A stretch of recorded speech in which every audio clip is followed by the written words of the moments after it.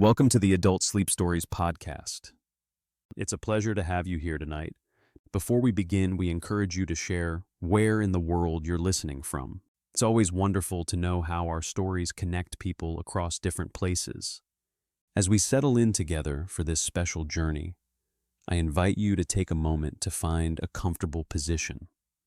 Allow yourself to sink into the support beneath you, releasing any tension you may be carrying. As you listen to tonight's story, imagine each word gently washing over you, soothing your mind and easing away the stress of the day.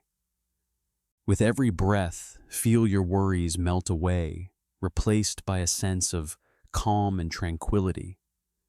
Let your thoughts drift as we embark on this peaceful journey together, allowing your mind to unwind and your spirit to rest.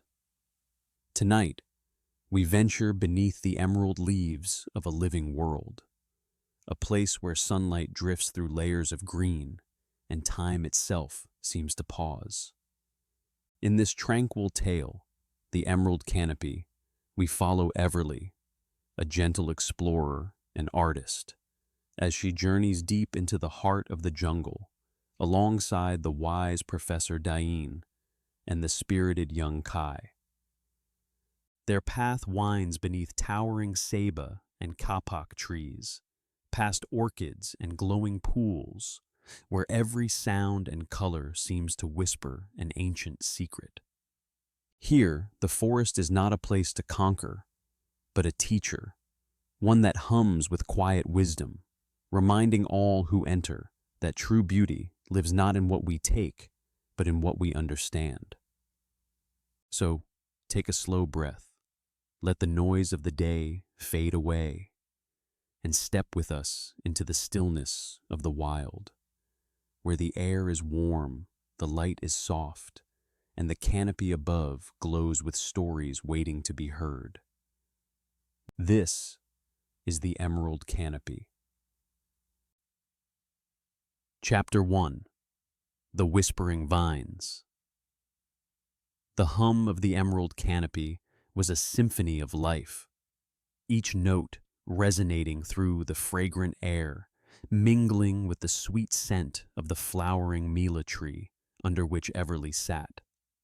The dappled sunlight filtered through the tree's large, vibrant blossoms, casting patches of gold and emerald on her sketchbook.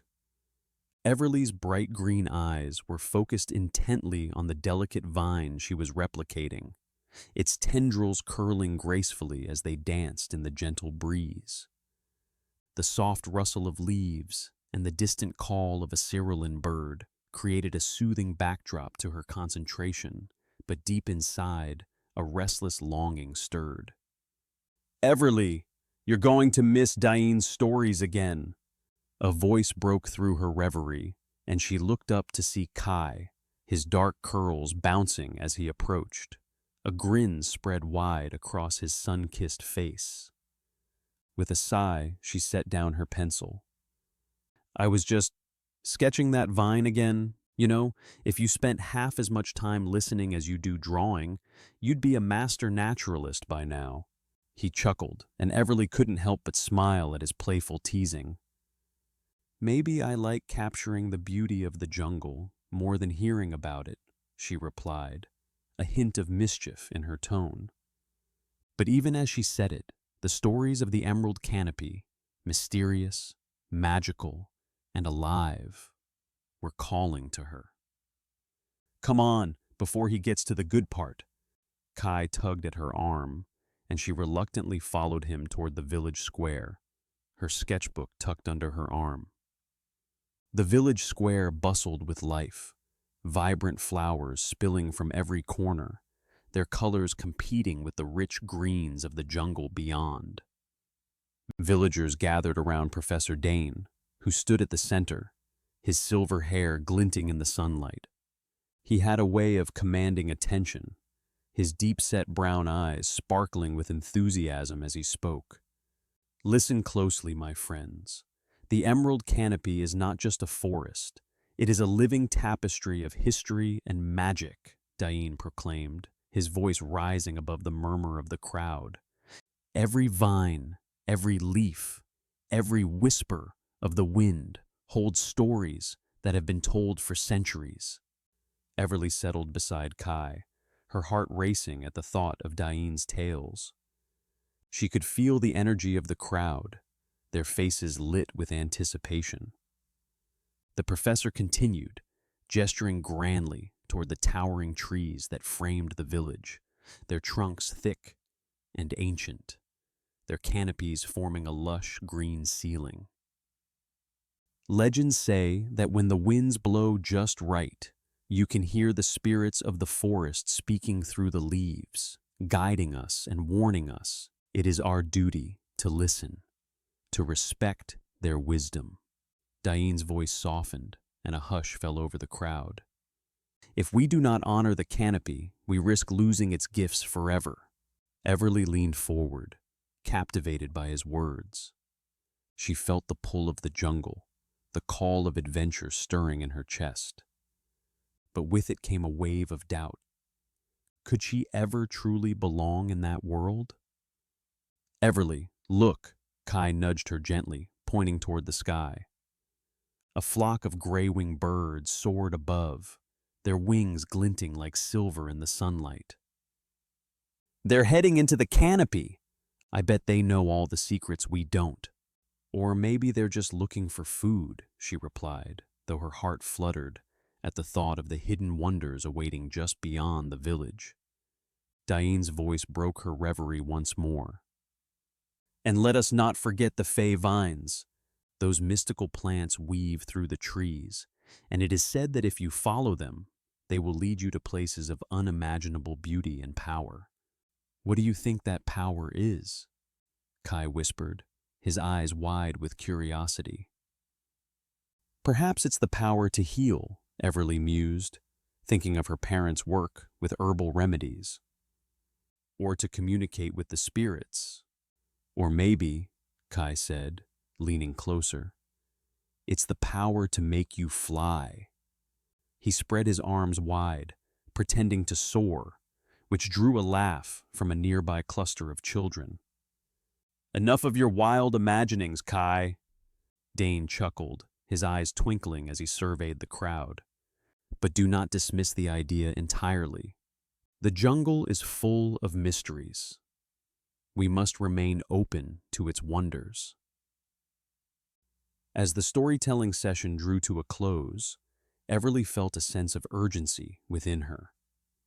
The tales of the emerald canopy had ignited a fire in her, a yearning to explore the depths of the forest that beckoned just beyond the village's edge. Will you join me tomorrow? Dain asked, addressing the villagers. We will embark on an expedition into the heart of the canopy to seek out the fey vines and learn their secrets. A murmur of excitement rippled through the crowd. Everly's heart raced. Would she dare to take that leap? Let's go to the edge of the forest, Kai suggested, sensing her restless energy. You can sketch the plants there. I'll keep you company. All right, she agreed, though her mind was still tangled in thoughts of Dain's invitation. As they walked toward the forest's edge, the vibrant colors of the village faded into the rich greens of the jungle. The towering trees loomed overhead, their leaves whispering secrets to one another. Everly found a quiet spot beneath a large silkworm tree, its bark smooth and cool to the touch. She sat cross-legged on the ground, opening her sketchbook to a fresh page, and began to draw the intricate patterns of a vine coiling around a nearby trunk. With each stroke of her pencil, she felt a connection to the forest, as if the very essence of the canopy seeped into her art. The shadows danced around her, and she lost herself in the details, the way the light filtered through the leaves, the delicate veins of the vine, the way the air felt alive with possibility. Do you think you'll ever explore the jungle beyond the village? Kai asked, plucking a wildflower and twirling it between his fingers. I want to, she admitted, her voice barely above a whisper. But part of me is scared. What if I'm not ready? What if I mess up?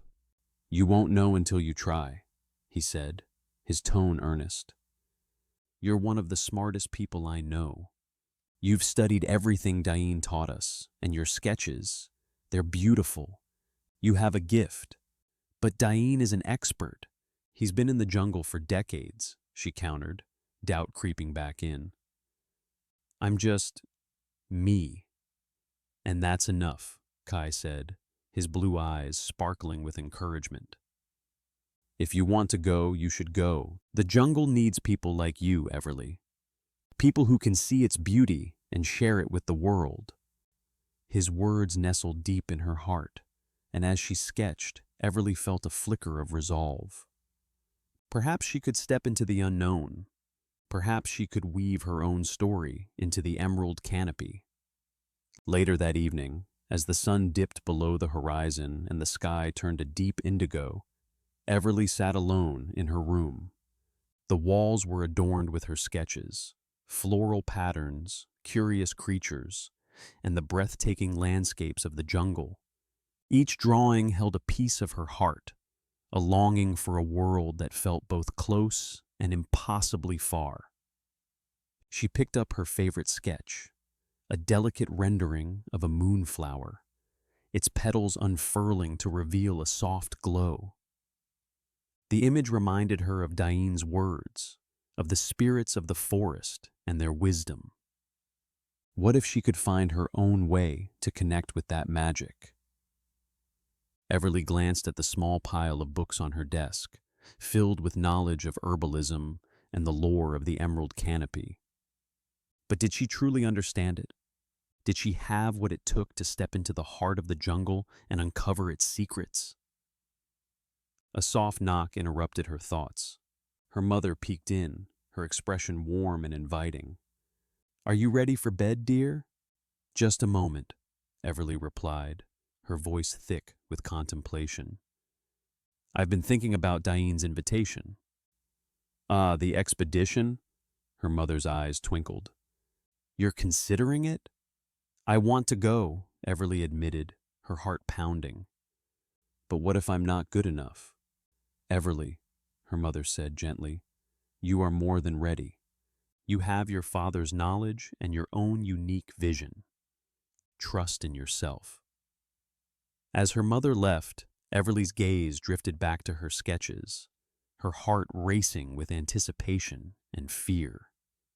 She felt the weight of her doubts, but also the thrill of possibility. Tomorrow, she would face the jungle, the whispering vines, and the adventure that awaited her. With a deep breath, she lifted her sketchbook and gazed out the window at the dark silhouette of the emerald canopy. The jungle loomed like a living entity, beckoning her with its secrets and promises. At dawn, she would step into the unknown, and perhaps, just perhaps, she would find the magic of the canopy waiting for her. Chapter 2. Companions of the Path.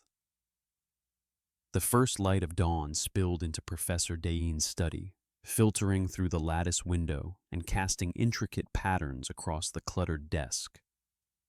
The room held a comforting disarray, with botanical sketches pinned to the walls, their edges curling slightly from the humidity, and stacks of journals filled with observations from countless expeditions piled high like precarious towers. The scent of damp earth and blooming flora mingled with the ancient wood of the study, creating a sanctuary that felt both alive and timeless.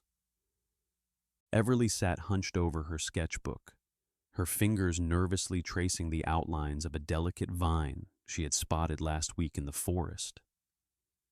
The sketch was almost complete, yet her heart raced with anticipation, each line drawn a testament to her self-doubt. She glanced up at Professor Dain, who was meticulously organizing supplies, his silver hair catching the light as he hummed an old tune, a melody that seemed to echo the very pulse of the emerald canopy. "Remember, Everly," he said, his voice calm and steady, "the forest is as much a guide as it is a challenge. Trust your instincts and let the world speak to you." She nodded, but her gaze drifted to the open window, where the vibrant greens of the jungle beckoned like a distant whisper. The thought of venturing into the depths of the emerald canopy sent a shiver down her spine, a mixture of exhilaration and apprehension swirling within her. Would she be able to capture its essence on paper? As if summoned by her thoughts, a loud, cheerful laugh echoed from outside, shattering her moment of contemplation. The door burst open, and Kai, with his tousled dark curls and bright blue eyes, charged into the room like a whirlwind. He was a stark contrast to Dain's measured demeanor, radiating an infectious energy that filled the study. "Professor, Everly, prepare yourselves." He dropped a bundle of supplies onto the desk with a thud. "I challenge you both to a packing contest. Who can carry the heaviest pack into the jungle?" His grin was wide, the mischief in his eyes dancing like sunlight through leaves. Dain chuckled, shaking his head as he adjusted his spectacles. "Kai, my boy, we're not racing into the forest like children. This is a serious expedition, not a game." "But Professor," Kai protested, hands on his hips, "what's an adventure without a little fun? Everly, are you in? We could make it a three-way contest." Everly's cheeks flushed with a mix of amusement and anxiety. I don't think I can win against either of you. I'm not good at lifting things." "Nonsense," Kai exclaimed, stepping closer, his energy palpable. "It's not about who can lift the most. It's about who can carry the spirit of the journey. Plus, I've seen you handle all sorts of plants and herbs, haven't I? You're stronger than you think."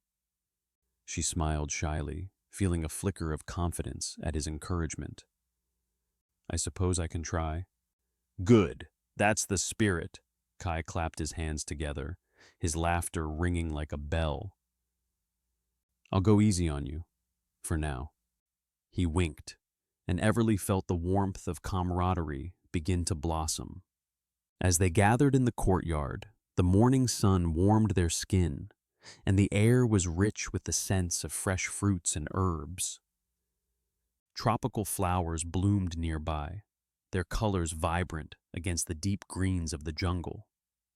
Dain laid out their supplies methodically: sturdy ropes for climbing, a collection of journals for notes, and hammocks woven with care, each piece a vital part of their expedition. "Remember to pack only what you need," Dain advised, his voice carrying an authority tempered with kindness. "The forest will test your endurance, and we must travel lightly." Kai, ever the spirited one, began to mimic the calls of various jungle creatures, causing Everly to laugh despite her nerves. "What if we encounter a howler monkey? I bet I can out-scream it." He let out a comically exaggerated howl, his expression both fierce and playful. "Or perhaps we should be wary of the jaguars," Dain interjected, a glint of humor in his eyes. "They might not appreciate your attempts at conversation." "Jaguars? I thought they were just big cats." Kai feigned shock, clutching his heart theatrically. "I'm not ready to meet a cat that could eat me whole." "Focus, you two," Everly said, her voice firm yet playful. "We should be prepared for the unexpected, and maybe some actual wildlife encounters." "Good point, Everly," Kai responded, his enthusiasm undeterred. "That's why we have you. You'll sketch our encounters, and I'll make sure we stay out of trouble. Deal?" "Deal," Everly agreed, her heart swelling with a newfound sense of belonging as they finished packing. Kai's light-hearted banter made her worries feel lighter, and she found herself laughing more than she had in weeks. As the trio continued their preparations, Kai showed Everly how to tie knots for their hammocks, his fingers deftly weaving the rope. "See? It's all about the motion. You'll get it in no time." She watched him closely, her admiration for his skill growing as she mirrored his movements. "Like this?" she asked, tightening the knot with a bit more confidence than before. "Exactly. You're a natural," he cheered, his blue eyes sparkling with approval. "Before long, you'll be leading expeditions of your own." "A bit ambitious, don't you think?" Everly replied, a smile tugging at her lips. "I'm still learning." "Learning is just the first step to leading. Trust me," Kai said, leaning in closer, his voice low and earnest. "You've got it in you, Everly. I can see it." She met his gaze, feeling a warmth bloom within her. Perhaps this journey would be about more than just exploring the forest. Perhaps it would be a path to discovering herself.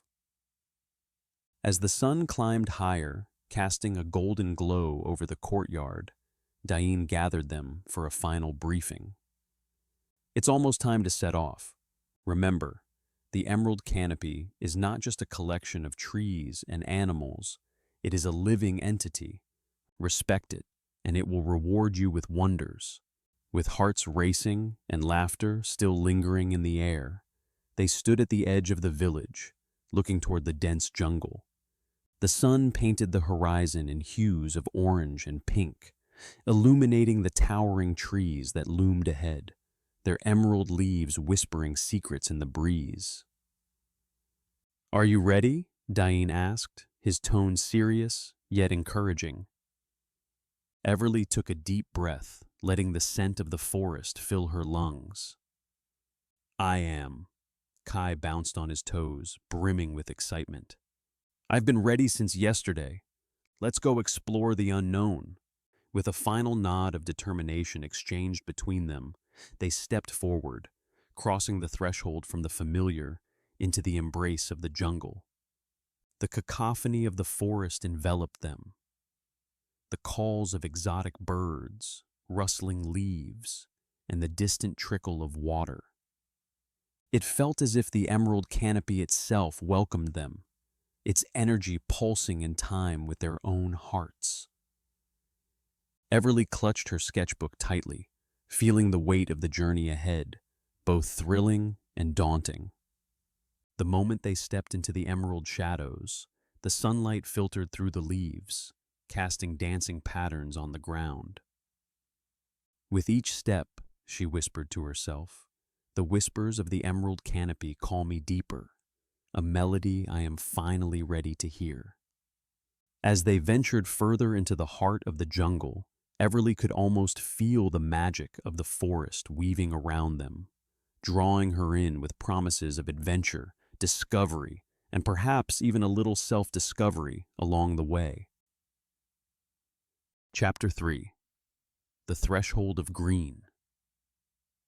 The sun began its ascent, casting a soft, golden light over the edge of the Emerald Canopy, and Everly stood transfixed, her heart thrumming in rhythm with the vibrant pulse of the jungle. Towering ceiba trees framed the entrance to the verdant expanse like colossal sentinels, their massive trunks spiraled with ancient vines and adorned with emerald leaves that shimmered like jewels in the early morning light. A gentle breeze rustled through the foliage, carrying with it the intoxicating scent of damp earth and blooming orchids, stirring a mix of excitement and trepidation within her. "Are you ready, Everly?" Professor Dain's calm voice broke through her reverie, his silver hair catching the sunlight as he adjusted his spectacles. His deep-set brown eyes sparkled with the thrill of adventure. Everly nodded, though her heart fluttered with uncertainty. "I think so. It's just so big." She gestured at the vastness before them, where the jungle stretched into a tapestry of greens and shadows, alive with the calls of unseen creatures. Kai, bouncing on his toes beside her, grinned. "Big? It's magnificent. Just wait until you see the colors." He leaned closer to Everly, his bright blue eyes twinkling with mischief. "I bet you can't spot the first bird. You're on." "Challenge accepted," she said, a smile breaking through her nervousness. Everly took a deep breath, feeling the humidity wrap around her like a warm embrace, and stepped forward into the dappled sunlight filtering through the canopy. As they crossed the threshold, the world transformed. The air thickened with the symphony of the jungle, a cacophony of chirps, rustles, and the low thrum of insects buzzing like a living orchestra. Each sound resonated in her chest, igniting a sense of wonder that drowned out her worries.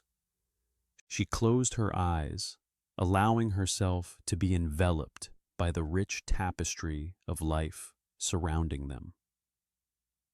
"Did you know," Dain began, his voice as soothing as the breeze, "that the ceiba trees are sacred to many cultures? They symbolize strength and shelter, their roots reaching deep into the earth, while their branches cradle the sky. Some say they're the guardians of the jungle." He paused, glancing at Everly. "They teach us that we, too, must be rooted yet open to the world around us." "Like a tree," Everly mused, her fingers itching to sketch the majestic giants. "That's beautiful." "Exactly. Nature's wisdom is profound." Dain smiled, his enthusiasm contagious. "Now let's see if you can spot that bird, Everly." "Watch and learn," Kai chimed in, his voice playful as he darted ahead, scanning the branches overhead. "I'll find it first, just you wait." With a gentle nudge from Dain, Everly opened her sketchbook, the blank pages beckoning her to capture the vibrancy of the world around her. She could feel the pulse of the jungle resonating through her fingertips, urging her to create. As they delved deeper, the lush interior of the jungle enveloped them, shadows dancing playfully around their feet. Vivid flowers sprouted from the undergrowth, their colors more vibrant than any palette Everly had ever seen. A burst of orange and purple caught her eye, and she paused, enchanted by a cluster of blossoms that seemed to glow with an inner radiance. "Look at those," she exclaimed, kneeling to examine the delicate petals. "What do you think they are?" "Ah, the lumina orchids," Dain replied, squatting beside her. "They bloom only in the morning light, drawing in pollinators with their bright colors. They're a reminder of how fleeting beauty can be." Everly traced her fingers over the petals, the silky texture igniting her artistic spirit. "They're incredible." Kai's laughter rang out from somewhere deeper in the foliage, drawing her attention. "Everly, come look at this." His voice echoed with youthful excitement, luring her away from the orchids. As she joined him, she found him crouched over a rock, marveling at a brilliantly colored lizard basking in the sun. Its scales shimmered like gemstones, a striking blend of emerald and sapphire. "Wow," she whispered, captivated. "It's like something out of a story." "Exactly. This little guy is a blue-bellied skink," Kai explained, his voice low and reverent. "They're important for keeping the insect population in check. You should sketch it." With careful movements, Everly pulled out her charcoal pencil and began to draw, feeling the rush of creativity flow through her. The lizard remained still, almost as if it was posing for her. "Patience," Dain advised softly. "Nature does not rush, and neither should we." Everly felt a sense of calm wash over her as she focused on the intricate patterns of the skink's scales, the world around her fading into a gentle blur. For a moment, it was just her and the lizard, locked in a silent understanding of shared existence. "Everly, do you remember the story about how the jungle communicates?" Dain asked, breaking her concentration gently. "It's like a grand orchestra, each creature and plant contributing to the symphony of life." "Yeah, I remember," she replied, looking up from her sketch. "You said it's all interconnected, right? Like a web? Precisely, Dain nodded, pride in his voice. And you are a part of that web now. Every line you draw, every thought you have, contributes to the music of the jungle. Kai leaned in, playfully nudging Everly's shoulder. Just don't forget to look up, or you might miss the great hornbill that flies by. Everly chuckled, a sense of camaraderie filling the air. All right, I'll keep my eyes peeled for the hornbill. Just as she spoke, a rustling sound nearby caught her attention. The three of them paused, the atmosphere thick with anticipation. A ripple of stillness washed over the jungle, as if the entire canopy held its breath. Then, with a burst of vibrant color and a melodious call, a massive hornbill swooped overhead, its wings beating like thunder against the backdrop of greens. Everly's heart raced as she watched it glide gracefully, its elongated beak slicing through the air. "See, there it is," Kai shouted, his voice a mix of awe and excitement. "Did you see that? It's magnificent!" Everly's eyes sparkled with wonder as she sketched the hornbill mid-flight, every stroke of her pencil capturing the vibrant essence of the moment. "I can't believe I saw that. It's even more beautiful than I imagined." After the hornbill disappeared into the depths of the jungle, they continued moving forward, weaving through the thick foliage. The path narrowed, and the roots of the towering trees twisted above and below them like a labyrinthine tapestry. "Watch your step," Dain advised, his tone serious. "We must navigate carefully. The jungle can be treacherous." As they approached a particularly dense area, a tangle of roots and vines blocked their path, creating an obstacle that felt almost insurmountable. The air felt heavier here, thick with humidity and the scent of rich earth. "I'll go first," Kai volunteered, his adventurous spirit shining through. He took a few steps forward, stepping lightly over the roots, showcasing the balance required to traverse the jungle. "Just follow my lead." "Easy for you to say," Everly murmured, watching as he deftly maneuvered through the tangled mess. She took a deep breath, steeling herself for the challenge ahead. "All right, here goes nothing." Dain guided her with a steady hand, showing her where to place her foot. "Remember, it's not just about moving forward. It's about respecting the environment around you. Every step matters." Everly nodded, feeling the weight of his words. With each careful movement, she began to understand that progress in the jungle was not just about speed. It was an intricate dance of awareness and respect. "Once I got stuck in a mess like this for hours," Kai called back, his laughter echoing through the trees. "I thought I'd never get out, but I learned that sometimes you just have to laugh at yourself."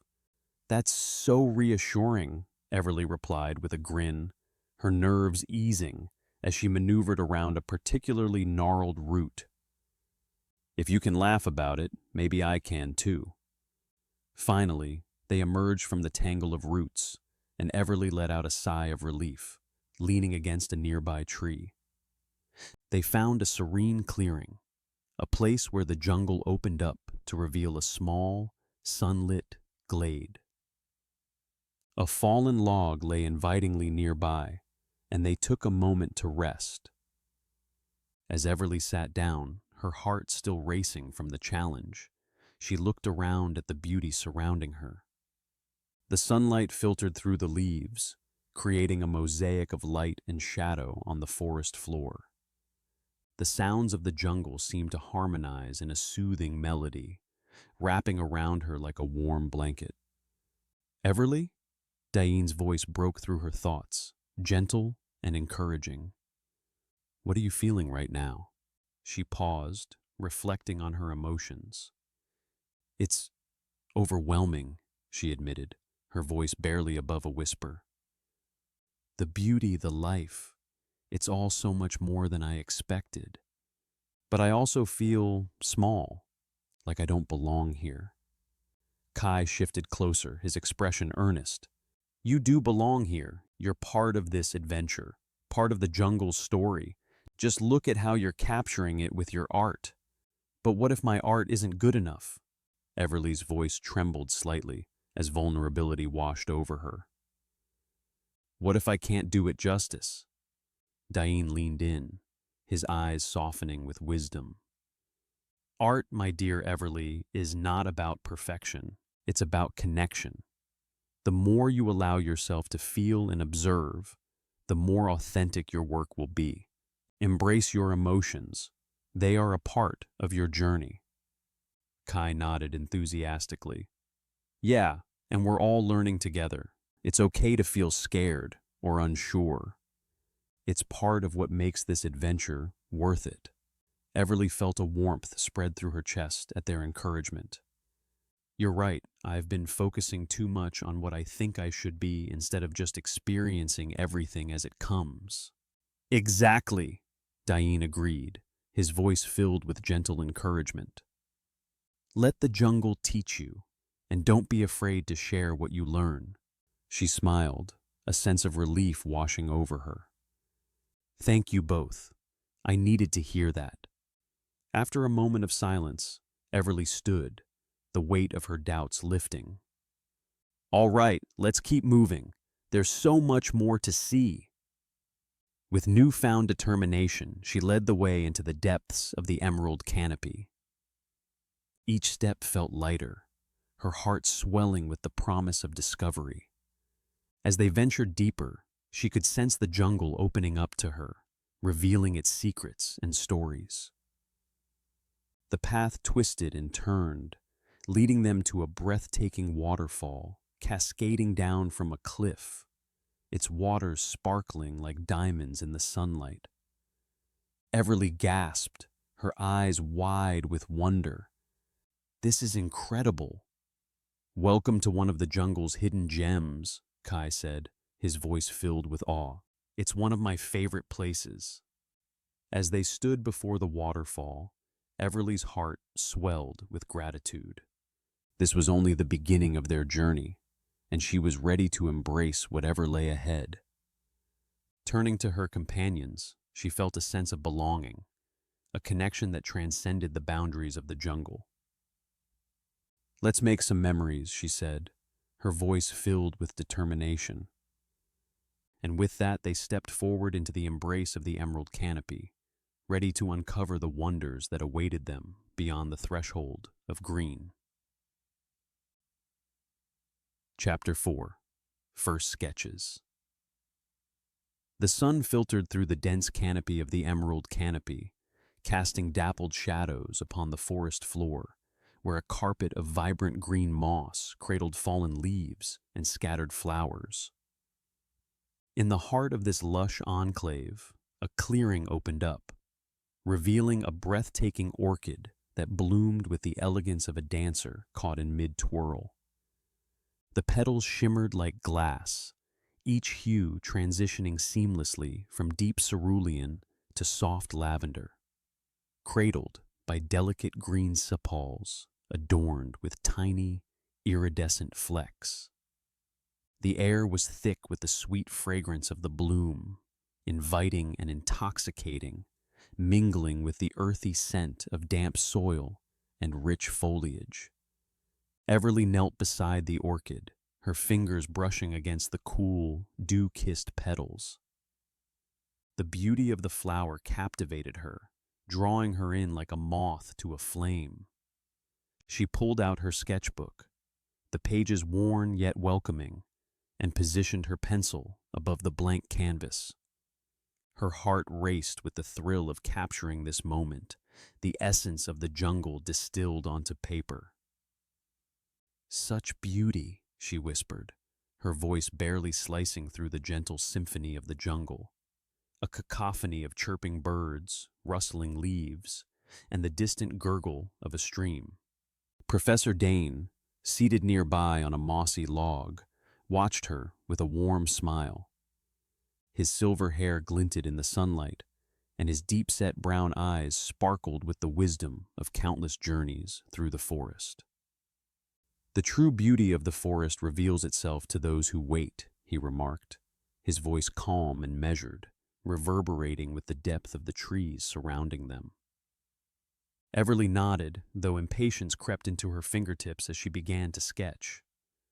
The pencil danced across the page, but her mind flitted like a hummingbird, darting from one thought to another. She wanted to capture every detail, the way the light caught the orchid, the subtle shift of shadows, but she felt the pressure of expectation weighing heavily on her.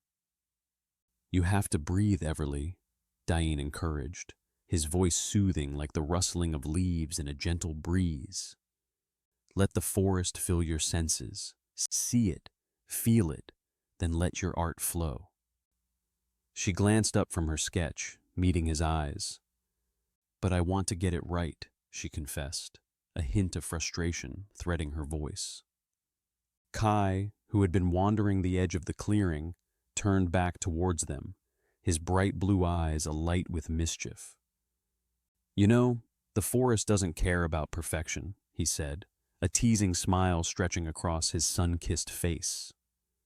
He stepped closer, his practical clothing almost blending with the foliage. "It just wants you to notice it. Look around, Everly. What do you see?" Everly hesitated, her fingers poised over the sketchbook. "I see the trees, the vines, the flutter of a butterfly," Kai interjected, gesturing grandly as he paced around the clearing. "Each one tells a story. You can't capture it all at once." His enthusiasm was infectious, and a smile broke through Everly's initial frustration. "You're right," she admitted, her voice softening, "but I'm trying to capture this orchid, this moment." Dain leaned back against the log, his expression approving. "Sometimes, my dear, it's not about capturing the moment, but experiencing it fully. Close your eyes for a moment." Everly raised an eyebrow, but complied, her eyelids falling shut. The world around her transformed in an instant. The vibrant colors faded into darkness, replaced by a vivid tapestry of sounds. The croaking of frogs, the distant call of a toucan, the whispers of the wind through the leaves. It all swirled around her, enveloping her senses. She could feel the pulse of the jungle, alive and breathing, each sound a note in a complex melody. "Listen," Dain's voice floated through the haze, guiding her deeper. "What do you hear?" Everly focused, letting her breath slow to match the rhythm of the forest. "I hear everything," she breathed, her heart beginning to synchronize with the gentle thrum of life around her. "It's like a heartbeat." Kai crouched nearby, his voice barely above a whisper, as if speaking too loudly might shatter the fragile magic of the moment. "Exactly. The forest has a spirit, a voice. It tells us when to move, when to stay still. You just need to listen." With each breath, Everly felt her impatience ebb, replaced by a sense of serenity. She opened her eyes slowly, the world flooding back into focus. The orchid still stood before her, but now it seemed to shimmer with a deeper understanding, a connection that transcended mere observation. Everly glanced down at her sketchbook. The lines she had drawn felt inadequate compared to the experience she had just undergone. "I can't capture this," she murmured, almost to herself. Dain smiled knowingly. "Not yet, but you will. Art is a journey, not a destination. You must allow yourself the grace to grow." Feeling emboldened, Everly returned her attention to the orchid, her pencil poised over the page once more, but this time she approached it differently, less as a challenge to overcome and more as a conversation to partake in. She began to sketch, allowing the curves of the flower to flow from her pencil as if they were part of her own breath. "See," Kai said, his voice brightening, You're already getting it.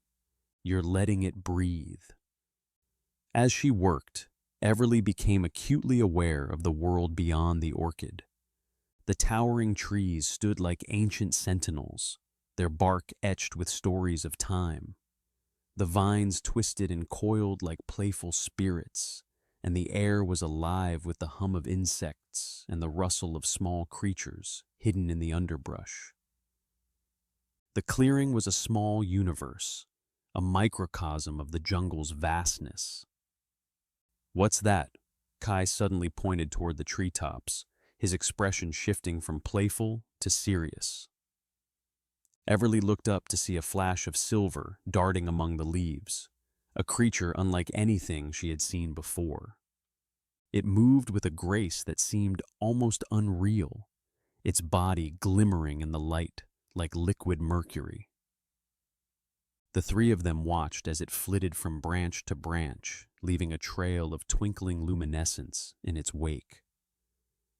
"Is it a spirit?" Everly breathed, her heart racing with excitement. Dain squinted, his brow furrowed in thought. "Perhaps a canopy wisp.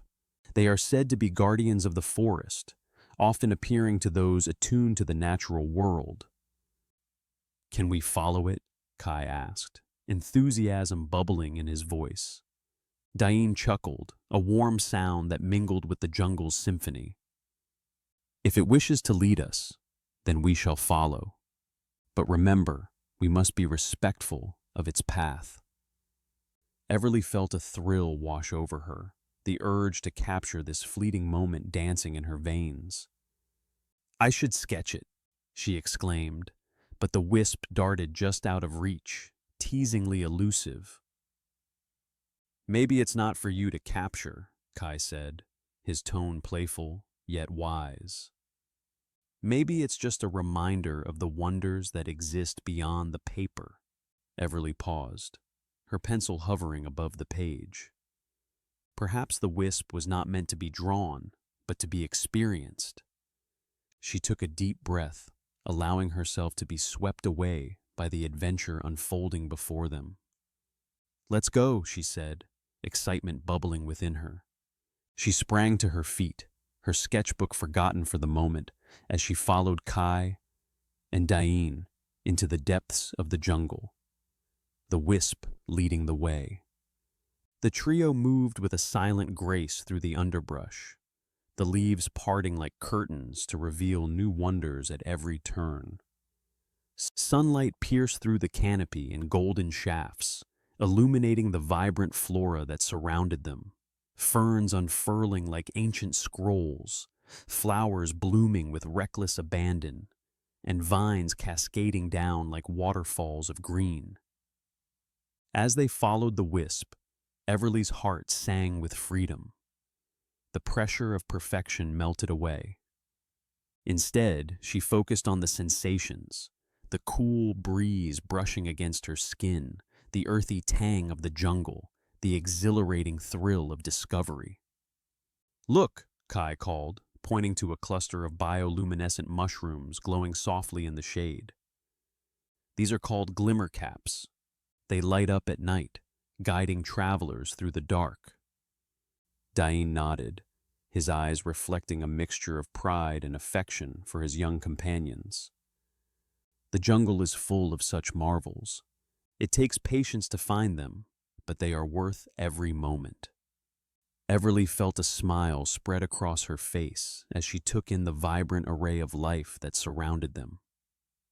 The wisp flickered above, leading them deeper into the heart of the jungle.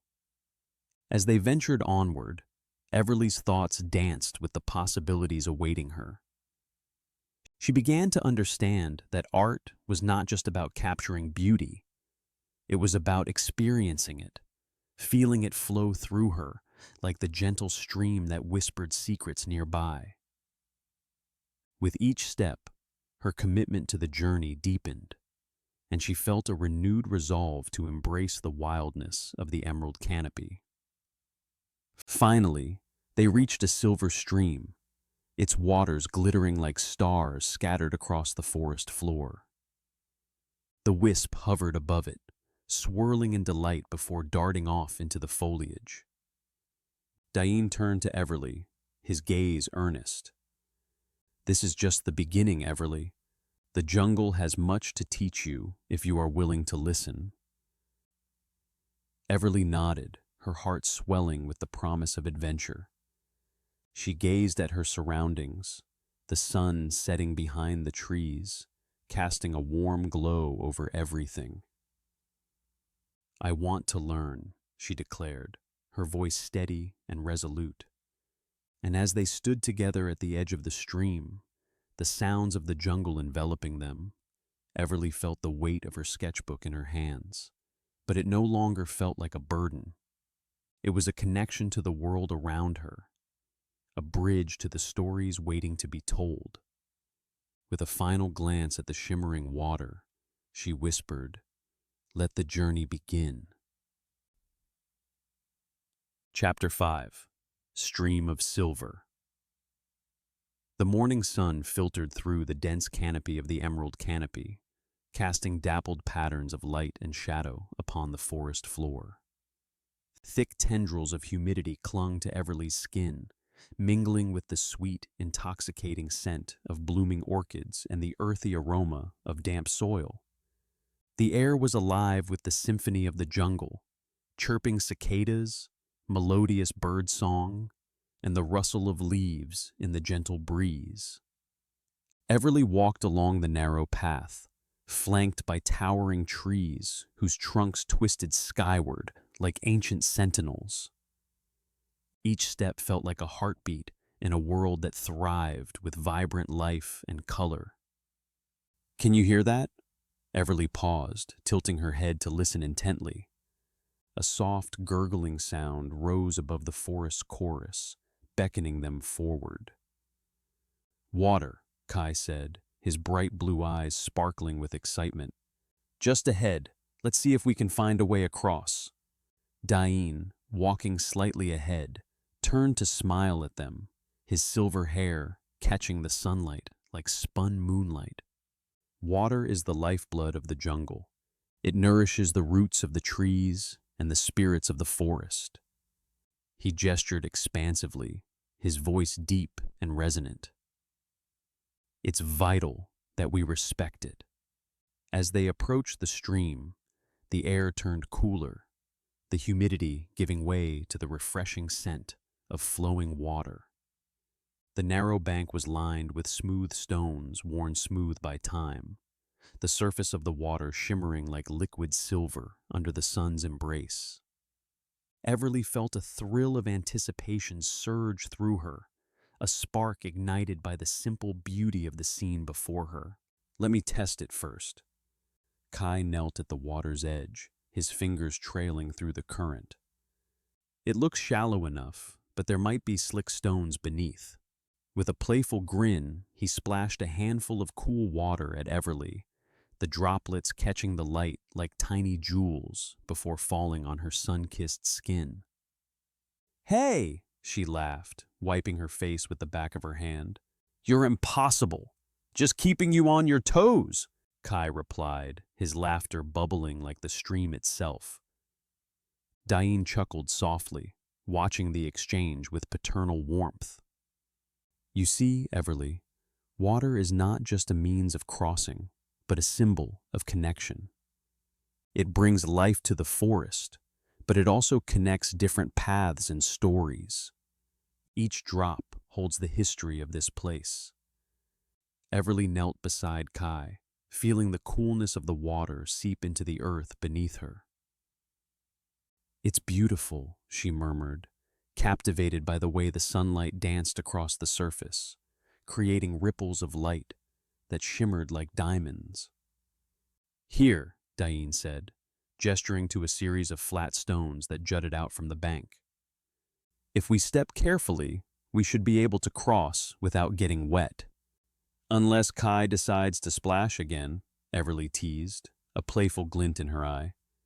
"Me? I'm innocent!" Kai feigned offense, placing a hand dramatically over his chest. "Besides, I'm only a guide. You two are the ones who need to keep your balance." Everly smiled, feeling a warmth bloom within her. The playful banter eased her earlier nerves, reminding her of the joy that could be found in simple moments. As she prepared to cross, she took a deep breath, allowing the rich scents of the jungle to fill her lungs. "Remember, step lightly," Dain advised, demonstrating how to place his foot gingerly on the first stone. As she followed his lead, Everly's focus sharpened. The cool surface of the stones felt steady beneath her feet, but she remained acutely aware of the water swirling below. She looked back at Kai and Dain, who were watching her with encouraging smiles. "You're doing great," Kai called, his voice bright against the backdrop of the jungle. Halfway across, she glanced down at the water, where darting silver fish glimmered just beneath the surface. The sight captivated her, and she almost lost her footing. "Whoa!" She regained her balance, heart racing. "Easy does it," Dain reassured her, his calm demeanor anchoring her resolve. As they reached the far bank, Everly felt a rush of triumph. "I made it," she exclaimed, turning to face her friends. The stream behind them sparkled, the sound of flowing water soothing and invigorating. "Now, wait until you see what's on the other side," Kai said, his eyes glinting with mischief. "There's a whole world of wonders waiting for us." "I still can't believe you two are so excited about a stream," Dain said, shaking his head with a smile. "But it is a vital part of the forest's ecosystem. Did you know that these streams are often home to unique medicinal plants?" "Like what?" Everly asked, her curiosity piqued as she took in her surroundings. "Along the banks, you might find the moonflower," Dain explained, gesturing to a cluster of delicate, white blooms peeking through the foliage. "It opens only at night and is used to soothe anxiety. Every plant here has a purpose." "Is it true there are plants that glow in the dark?" Kai interjected, his youthful enthusiasm bubbling over. "I heard a tale from my grandmother about a hidden glade where the flowers light up like stars." Dain chuckled, his eyes crinkling with amusement. "Ah, the Glade of Dreams. That's more of a childhood legend, but who's to say there isn't some truth to it? Nature is full of mysteries waiting to be unraveled." "Perhaps we'll find it," Everly said, her voice tinged with wonder.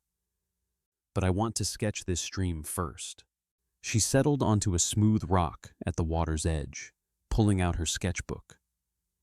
The familiar weight of her pencil in hand brought her comfort, and she began to capture the beauty before her, the way the sunlight refracted through the water, the delicate dance of dragonflies flitting above, the gentle sway of the grasses along the bank. "Look at her," Kai said, nudging Dain with an elbow. "She's already in her own world."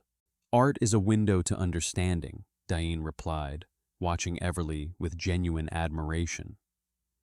"Through her sketches, she connects with the essence of the forest." Everly lost herself in the rhythm of drawing, every stroke of her pencil a meditation.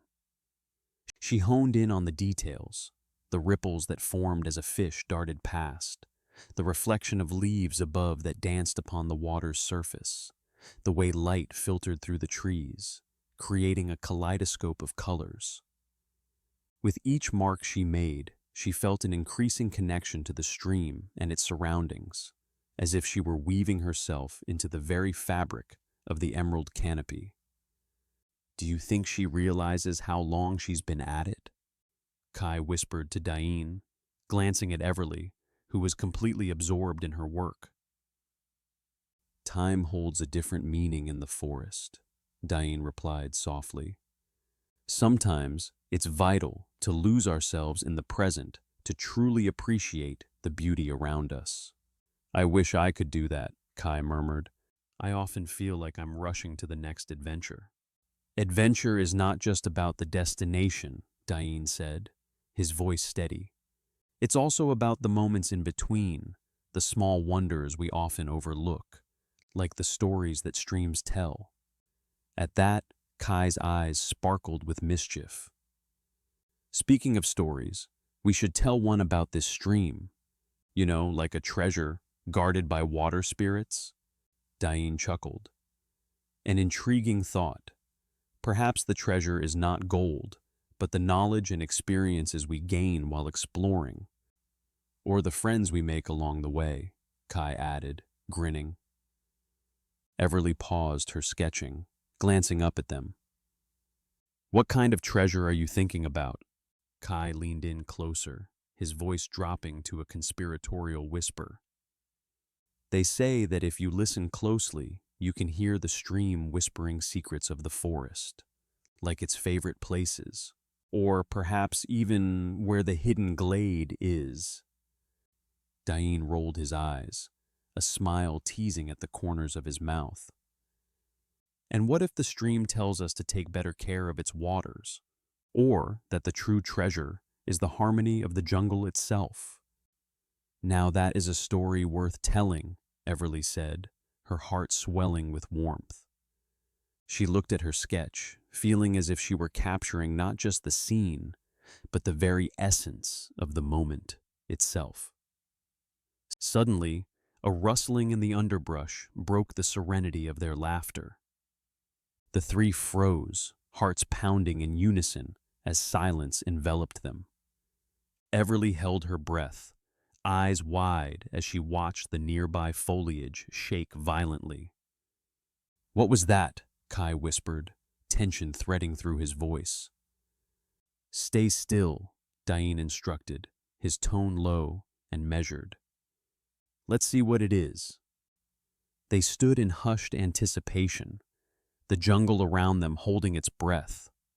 Moments stretched, each heartbeat resonating like a drum. Then, with a sudden burst of movement, a sleek form bolted through the trees. A small, startled creature, its dark fur glistening like obsidian in the dappled sunlight. What was that? Everly exhaled, her breath shaky as the creature disappeared into the depths of the jungle. A wild boar, perhaps, Dain said, breaking the silence. They can be quite skittish. It's a reminder that we are guests in their home.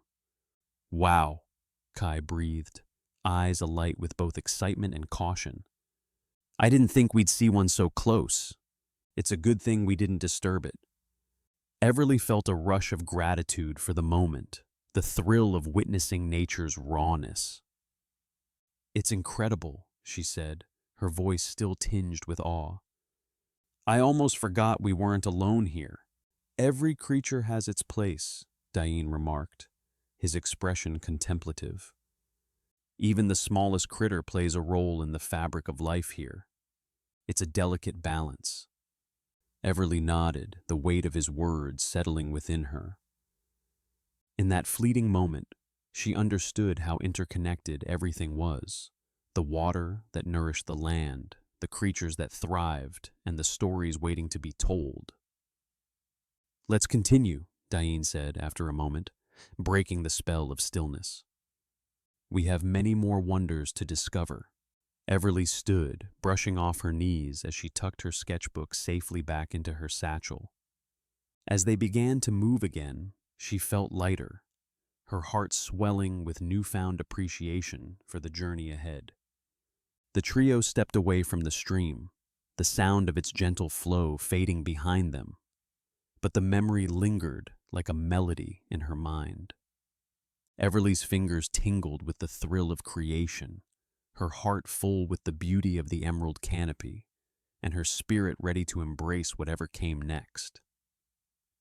As they ventured deeper into the jungle, the sunlight began to filter in more sporadically, the shadows growing long and mysterious. Each step forward felt like an invitation to explore the wonders that lay hidden just beyond the next bend, and Everly couldn't wait to uncover the stories that awaited them in this magnificent world. Chapter 6. Stones of Memory. The emerald canopy of the jungle loomed overhead like an ancient cathedral, its towering trees arching toward the sky, their leaves whispering secrets in the gentle breeze. A riot of color erupted from every corner, as blossoms in hues of crimson, violet, and sunlit yellow competed for attention amidst the lush greens. Everly, with her chestnut waves cascading over her shoulders, trailed slightly behind Dain and Kai, her fingers brushing against the cool, damp bark of a nearby tree, absorbing the forest's pulse. "Everly, keep up!" Kai called, his voice a playful melody that danced through the air as he hopped over a tangle of roots. He paused, glancing back at her with a grin that seemed to reflect the sunlight itself. "Unless you want to get lost in the jungle forever, of course. Or become a snack for the forest spirits," Dain added, his voice tinged with mock seriousness. He adjusted his wide-brimmed hat, its fabric dotted with stains from years of exploration, and continued down the narrow path, one that had been claimed by creeping vines and a carpet of green moss. Everly chuckled, shaking her head. "I can think of worse fates." With her attention divided between the vibrant flora and the light-hearted banter of her companions, she felt a tug of reverence for the forest that surrounded them. Each footfall absorbed the damp earth's energy, and every inhalation was scented with the sweetness of blooming orchids mingled with the heady aroma of wet soil. As they rounded a bend, sunlight poured into a clearing like liquid gold, illuminating a cluster of ancient stones that rose from the earth as if they had sprouted from its core. The stones were half buried, their surfaces etched with intricate patterns that seemed to shift and shimmer in the dappled light. "Here we are," Dain announced, his voice a blend of awe and excitement. He stepped forward, kneeling beside the nearest stone, tracing his fingers along the faded carvings. "These are the stones of memory. Legends say they were placed here by the ancients, who understood the importance of remembering their past." "Are they really as powerful as the stories say?" Everly asked, her voice barely above a whisper as she approached. She felt an inexplicable draw toward one stone in particular, its engravings resembling twisting vines and blooming flowers that seemed to pulse with a life of their own. "Powerful enough," Dain replied, his gaze focused on the stone he was examining. "Each carving tells a story, a piece of our history that deserves to be honored. The ancients believed that the forest itself would guard these memories, and in return, they would share their wisdom with those who sought it." Kai, ever the playful spirit, jumped up onto a nearby stone, pretending to be a great sage. "Hearken to my words, O seekers of knowledge." He struck a dramatic pose, his hands raised high. "To be wise is to understand that one must respect the past, or else you might end up face to face with a very grumpy spirit." Everly laughed, the sound breaking the solemn atmosphere. She felt the weight of her own journey settle upon her shoulders, intertwined with the stories etched into the stones. As she placed her hand on the one that called to her, a shiver of energy coursed through her, as if the stone itself recognized her connection to the forest. "Feel that?" Dain asked, looking at her with understanding in his eyes. "You're resonating with it. The forest has a way of speaking to those who listen." Everly nodded, her heart racing. She closed her eyes, allowing the vibrations to wash over her. And in that moment, she envisioned the lives of those who had come before her, artists, dreamers, and naturalists who had walked the same paths. "It's like the forest is telling me its secrets," she murmured, her fingers tracing the delicate carvings that seemed to pulse beneath her touch. Dain smiled, his weathered face softening. "That is the magic of this place. It connects us to those who came before, reminding us that we are but threads in the tapestry of existence. As they settled around the stones, the mood shifted to one of quiet reflection. Dain began to share stories of the ancient peoples who had revered these stones, their voices echoing in harmony with the rustle of leaves above. He spoke of a great tree that once stood tall in the heart of the forest, a tree that had been a guardian for generations. The villagers believed it housed the spirit of the forest itself, he said, his voice rich with nostalgia. They would come here to seek guidance, to celebrate their triumphs, and to mourn their losses. Everly, her sketchbook resting on her lap, listened intently. The stories flowed over her like a river, each word a stroke of inspiration. She opened her sketchbook, but the pencil lay idle in her hand. Her heart was too full of emotion to translate it into art just yet. "What happened to the tree?" she asked, her voice barely a whisper. Dain's expression grew solemn. It was struck by lightning during a storm, a tragic loss that echoed through the village. But even in its absence, the spirit of the forest remains, woven into every leaf, every stone.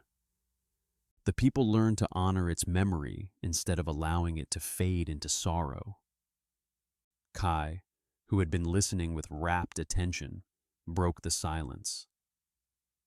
"It's like how my grandmother used to say that the spirits dance among the trees, keeping the stories alive.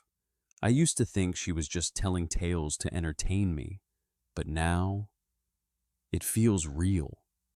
He gestured toward a stone that resembled a figure, its features worn but still discernible. "Like this one, it's dancing, isn't it? I can almost see it." Dain chuckled. "Your grandmother was wise. The spirits are always present in the forest, watching over us and guiding us." With newfound energy, Kai leaped from the stone and began to mimic the dance of the spirit he imagined.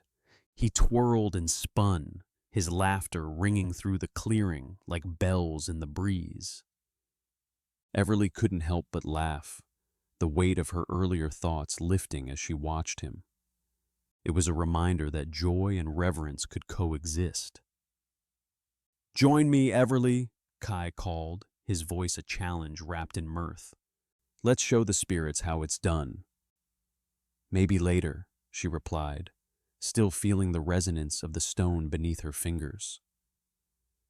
The energy had awakened something within her, a flicker of inspiration that demanded to be set free. As the laughter subsided, she found herself drawn back to the stone, slipping into a quiet meditation. The forest enveloped her, its sounds melding into a gentle symphony.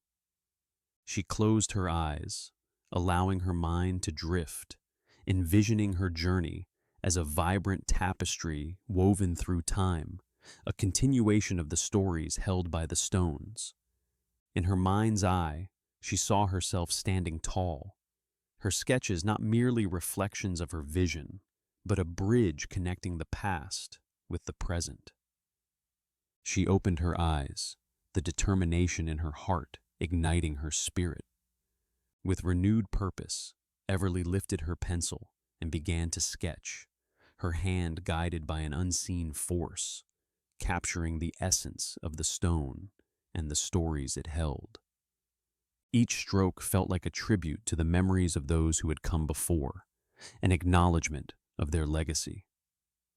The forest breathed around her, alive with energy, and her self-doubt began to melt away, replaced by a sense of belonging. As she worked, Kai and Dain watched in silence, their expressions a mixture of awe and respect. Everly was no longer just an observer. She was becoming a part of the narrative, a storyteller in her own right. Hours seemed to pass in that sacred space, the sun dipping lower in the sky, casting long shadows that danced among the stones. Finally, Everly set her pencil down, her heart racing with exhilaration. The sketch was more than just an image. It was a living testament to her journey and her connection to the forest. "Wow, Everly," Kai exclaimed, breaking the silence. "That's incredible. It really captures the spirit of the stone." Dain nodded, his gaze warm with pride. "You've honored the memory of this place beautifully." Everly felt a flush of warmth at their words. "Thank you. I think I finally understand. This forest, these stones, they aren't just remnants of the past. They are alive, and so are we. We carry the stories with us." As they prepared to leave the clearing, Everly glanced back at the stones, her heart brimming with a newfound determination. The spirits of the forest, she realized, were not just observers. They were companions on her journey, guiding her in ways she had yet to fully comprehend. A sudden breeze rustled the leaves overhead, whispering through the branches as if the forest was bidding them farewell. As she turned to follow Dain and Kai, Everly felt a profound connection to the land that would stay with her long after they left. The adventure was far from over, but she was ready to embrace whatever lay ahead, armed with the knowledge that the past was not just a memory, it was a living part of her journey. "Let's go," she said, her voice filled with quiet resolve. "There's more to discover." And with that, they ventured deeper into the heart of the emerald canopy, the stones watching over them, their stories echoing through the ages. Chapter 7. The Canopy's Song. The narrow path wound beneath the towering trees, a serpentine ribbon of earth woven through the heart of the emerald canopy. Sunlight filtered through the dense foliage above, casting a kaleidoscope of dappled shadows that danced across the forest floor, illuminating patches of vibrant green ferns and delicate wildflowers. Everly knelt beside a particularly intricate vine, its tendrils curling like the delicate fingers of a dancer reaching for the sky. She brushed her fingers along its surface, feeling the cool, smooth texture of the leaves as she brought her sketchbook to life with quick, fluid strokes. "Everly, you're going to miss the whole forest if you keep your eyes glued to that sketchbook," Kai teased, his bright blue eyes sparkling with mischief as he stepped closer. "Just a moment," she replied, focused yet blissfully aware of the warmth in his voice. "This vine is unlike any I've seen before. The way it twists and turns is almost magical." Her pencil flew across the page, capturing the essence of the vine, feeling its story swirling with each stroke. Professor Dain walked a few paces ahead, his long strides echoing with the wisdom of his years. "Magic indeed," he murmured, glancing over his shoulder. "The forest is a living tapestry, Everly. Every vine, every leaf tells a story older than us. Just remember to listen as much as you observe." The air was rich with the scent of damp earth and blooming flowers, an intoxicating combination that filled Everly with a sense of purpose. Then, as if the forest itself had awoken, a gentle breeze rustled the leaves above, sending a shiver through the canopy. Everly paused, pencil suspended in midair, captivated by the soft whispers that seemed to resonate with the vibrant life around them. Kai halted beside her, tilting his head as if he could decipher the whispers. "You hear that?" His voice dropped to a conspiratorial whisper. "It's the canopy spirits. They say they guide those who respect the forest." Everly's heart quickened. "Canopy spirits? You mean the legends?" Dain rejoined them, a knowing smile on his face. "Legends are often rooted in truth, my dear. The spirits of the canopy embody the essence of the forest itself, its wisdom and grace. Those who listen can find guidance and serenity among these ancient trees. "Are they watching us?" Everly asked, a mix of excitement and trepidation flickering in her bright green eyes. "Always," Kai said, with a playful grin. "But don't worry, if you're respectful, they might just reveal their secrets." With a measured breath, Everly felt a shiver of excitement entwined with a trace of fear. The forest felt alive, almost sentient, every rustle a conversation, every whisper an invitation. She tucked her pencil behind her ear and took a step forward, the path inviting her deeper into its embrace. As they walked, the whispers transformed into a melodic hum, a sound that felt as though it resonated from the very core of the forest. The flowers lining the path began to sway, their vibrant petals undulating as if dancing to an unseen rhythm. Everly stopped again, mesmerized. "This is incredible," she breathed, her eyes wide with wonder. "We should capture it," Kai said, gesturing toward the flowers. "But not just visually. Let's listen, feel it. That's where the real connection lies." Everly hesitated, glancing at her sketchbook. "But what if I can't trust yourself?" Kai's voice was steady, and he stepped closer, his enthusiasm infectious. "Art isn't just about what you can see, it's about what you feel. Close your eyes, Everly. Let the forest speak to you." With a deep breath, she obeyed, closing her eyes and allowing the warmth of the sun to wash over her. The hum grew louder, a symphony of nature that enveloped her, the sound weaving through her very being. She felt the pulse of the forest, a rhythmic beat that resonated with her heart. In that moment, the self-doubt that often gnawed at her faded, replaced by a sense of belonging. She was not merely an observer, she was part of this living tapestry. "See?" Kai whispered. "Feel the connection? It's all one. You're not just sketching a flower, you're capturing its spirit." I think I understand," she murmured, her voice barely above a whisper. "It's like a dialogue." "Exactly," he said, his enthusiasm palpable. "And every dialogue is unique, just like you." As Everly opened her eyes, she felt a deepening connection to her art, realizing that each stroke of her pencil could be a bridge to the spirit of the jungle. She returned to her sketchbook, her hand moving with a newfound energy, capturing not just the flowers, but the very essence of the moment.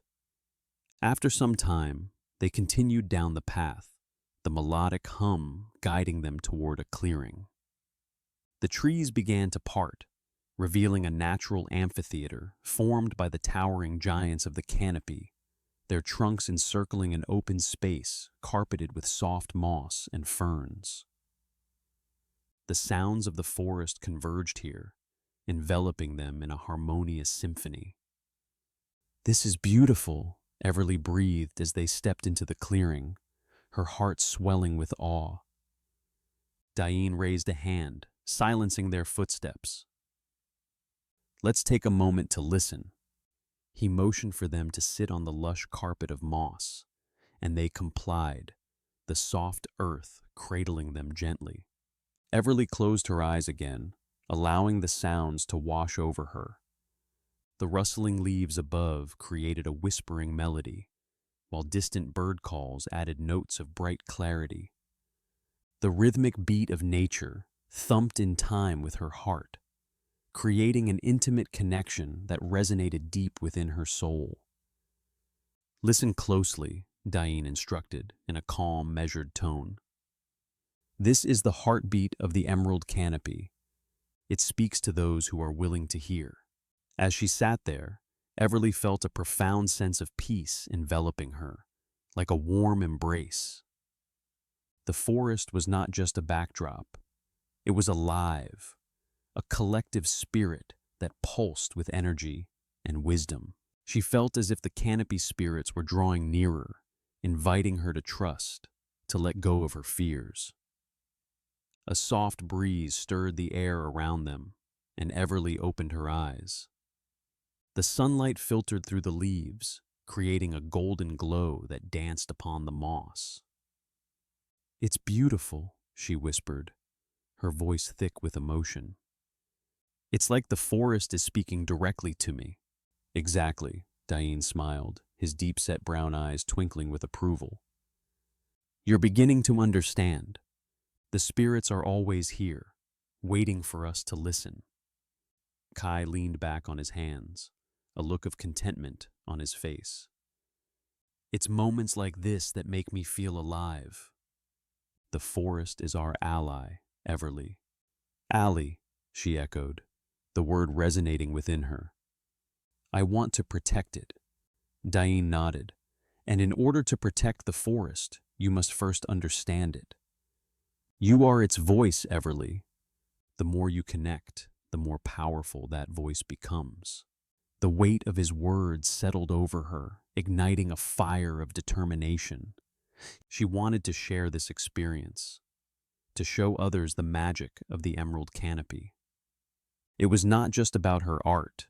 It was about awakening others to the beauty and importance of this sacred place. As the symphony of the forest enveloped them, Everly felt a shift within herself. The self-doubt that had plagued her began to dissipate, replaced by a sense of purpose. She would embrace the call of the canopy spirits, allowing their wisdom to shape her journey as an artist and a protector. After some time, Dain broke the silence. "It's time we moved on. The forest has more to reveal." He stood, brushing the moss from his clothes with a gentle smile. As they gathered their things, Everly glanced back at the clearing, a promise forming in her heart. This was only the beginning. The forest was alive, and she would be its champion. As they resumed their trek, a faint glow began to filter through the trees ahead, beckoning them forward. Everly's heart raced with anticipation. The forest was guiding them towards something significant, something that would deepen her connection to this magical world. "Do you see that?" Kai pointed ahead, his voice barely contained. "What do you think it is?" "I don't know," Everly replied, her pulse quickening. "But I feel it's important." Dain's expression turned contemplative. "The forest often reveals its secrets when we're most ready to receive them. Let's approach with reverence." With that, the trio moved toward the light, their hearts aligned with the symphony of the emerald canopy, each step resonating with the promise of discovery. Chapter 8. Veil of Water. The jungle breathed around them, a living tapestry of greens, browns, and the occasional burst of color from wildflowers. Everly walked with her senses heightened, feeling the vibrancy of the emerald canopy seep into her very bones. The air was thick with humidity, clinging to her skin like a second layer. As they moved deeper into the lush heart of the forest, the chorus of life swelled around them. Chirps, rustles, and the distant drumming of a waterfall that seemed to pulse in rhythm with her own heartbeat. "Keep up, Everly. You don't want to miss it," Kai called back, his voice bright as the sun that peeked through the dense foliage above. His dark curly hair bounced with each bound, and the enthusiasm in his tone was infectious. Everly couldn't help but smile, her fingers gripping her sketchbook tighter, the familiar weight both comforting and daunting. "Just a moment," she called, pausing to notice a cluster of iridescent mushrooms growing at the base of a gnarled tree. They glimmered in hues of blue and green, their caps slick with moisture. She quickly sketched their intricate shapes, the pencil gliding across the page with ease. In these moments, she felt at home, part of the very essence of the jungle. "Everly, you're going to miss the best part," Kai teased, his voice playful but impatient. "Just a few more seconds," she protested, glancing up to see Dain walking with that calm assurance he always carried. He was studying the towering trees, his deep-set brown eyes scanning the canopy as if he could read the forest secrets written in the swaying leaves. "Let her be, Kai," Dain said, his voice a gentle rumble that felt like the distant thunder of the waterfall. "The forest reveals itself slowly. Patience is a virtue here." He gestured at a vine draping over a nearby branch, its flowers blooming like tiny lanterns. "Just look at that. Nature teaches us to appreciate every little detail." Kai rolled his eyes but grinned, leaning against a tree. I know, but I can't help it. It's just so exciting." As if in response, the sound of rushing water intensified, the melody of the jungle shifting to a crescendo that filled Everly with anticipation. She tucked her sketchbook under her arm and hurried to catch up, her heart racing with curiosity. They rounded a bend, and suddenly, sunlight broke through the canopy, illuminating a breathtaking sight. A waterfall cascading over dark rocks, the water glimmering like shards of glass. The roar of the water was both terrifying and exhilarating, a powerful reminder of nature's beauty and strength. Mist danced in the air, wrapping around them like a cool embrace. "Wow," Everly breathed, her eyes wide with wonder. She stepped closer, entranced by the way the water tumbled and foamed, its surface catching the light and throwing rainbows into the air. "Isn't it stunning?" Kai exclaimed, his voice barely audible over the rush of water. "I told you it would be worth it." "Indeed," Dain added, stepping beside her. "This waterfall has been a sacred place for the forest spirits for centuries.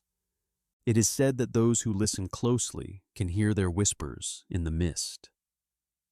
Everly felt a shiver of awe run through her. She could almost believe it. "What did the spirits say?" she asked, her curiosity piqued. "They speak of balance, of respect for the land," Dain replied, his gaze fixed on the water. "They remind us that we are part of this ecosystem, not separate from it. Every creature, every plant, has its place." Everly nodded, feeling the weight of his words. She pulled out her sketchbook, her fingers itching to capture the waterfall's beauty. "I want to sketch it," she said, glancing at Dain. "But I'm not sure I can do it justice." "Just draw what you feel," he encouraged. "Let the water inspire you, not intimidate you. Remember, the forest is not about perfection. It's about connection." Kai plopped down on a large, flat rock, splashing his feet in the cool water. "You heard the man. Get sketching, Everly. I'll keep you company." He laughed and flicked droplets at her, his laughter mingling with the roar of the waterfall. Everly smiled despite herself, the tension in her shoulders easing. She settled on the ground, her pencil moving quickly across the page, capturing the waterfall's fluidity, the way it leaped from rock to rock. The hum of life around her faded as she lost herself in the moment. Minutes turned into what felt like hours, and though she struggled with the details, she felt the magic of the place seep into her art. The sunlight danced through the mist, creating an ethereal glow around her. This was more than a sketch. It was a piece of her heart laid bare. As she finished, a flicker of movement caught her eye. She looked up to see a small, luminous creature flitting about the water's edge. A spirit of the waterfall, perhaps, its wings shimmered with a kaleidoscope of colors, and for a fleeting moment, she felt as if it was looking back at her, understanding her struggle and her desire to capture beauty. Hey, what are you staring at? Kai called, breaking her reverie. Look! Everly pointed, her voice barely above a whisper. That little creature! Dain turned, his gaze sharpening. Ah, a glowing pixie. They are rare around this part of the forest. Often, they are drawn to places of great beauty, like this waterfall. Can you believe it? Kai leaned closer, eyes wide with excitement. It's like we're in a storybook. Everly chuckled softly, her heart swelling with joy. I guess we are. A story that's still being written. Speaking of stories, Dain interjected, let's not forget the mossy cavern behind the waterfall. I think you'll find it just as enchanting. Mossy cavern? Everly echoed, her curiosity renewed. What's it like? You'll see, Dain replied, a knowing smile on his face. But we should approach with respect. It's a sacred space. With that, they made their way towards the waterfall, the mist thickening as they drew near. Everly's heart pounded with both excitement and a hint of trepidation. As they stepped through the veil of water, cool droplets enveloped them, refreshing and alive. The world outside dimmed, and she could hear the roar of the waterfall fade into a soft whisper. Inside the cavern, the air was thick with the scent of damp earth and ancient growth. It was a world apart from the sunlight, illuminated by the soft green glow of luminescent moss that clung to the walls. Delicate ferns unfurled in every crevice, their fronds shimmering like emerald lace against the cavern's stone. Breathe it in, Dain instructed, closing his eyes for a moment, as if to appreciate the energy of the space. Feel the pulse of the earth surrounding you. Everly followed suit, inhaling deeply, the cool, earthy scent filling her lungs. She felt as if the very stones were alive, whispering ancient secrets. She pulled out her sketchbook again, her pencil dancing across the page as she captured the gentle glow of the moss and the delicate shapes of the ferns. It's beautiful, she murmured, lost in the moment. I've never seen anything like this. Kai nodded, wandering deeper into the cavern. It's like a hidden world. Just wait until you see the way the light plays off the walls. As she sketched, she could feel the connection between her art and the living world around her growing stronger. Each stroke of her pencil felt like a conversation with nature, a dialogue of respect and wonder. She glanced over at Dain, who was observing her with a gentle smile, and then to Kai, who was making exaggerated gestures to the luminous moss, as if it were a grand performance. Did you know that moss can actually purify the air? Dain shared, his voice echoing softly in the cavern. It absorbs impurities, making it essential for the life around it. Really? Everly looked up, intrigued. That's amazing. So it's not just beautiful, but useful too? Exactly, Dain replied. Like many things in the forest, its beauty is tied to its purpose. It teaches us that every element has value, and the interconnectedness of life is what sustains us. Kai plopped down beside Everly, a grin plastered on his face. And it looks awesome too. You should draw that. He pointed to a particularly vibrant patch of moss that sparkled like crushed emeralds. I will, she promised, her heart swelling with inspiration. She felt lighter, her self-doubt beginning to dissolve in the warmth of their shared experience. Thank you for bringing me here, both of you. Just remember, Dain said, his tone shifting slightly. The forest is not just an inspiration, it is a living entity. We must honor it, not just in our words, but in our actions.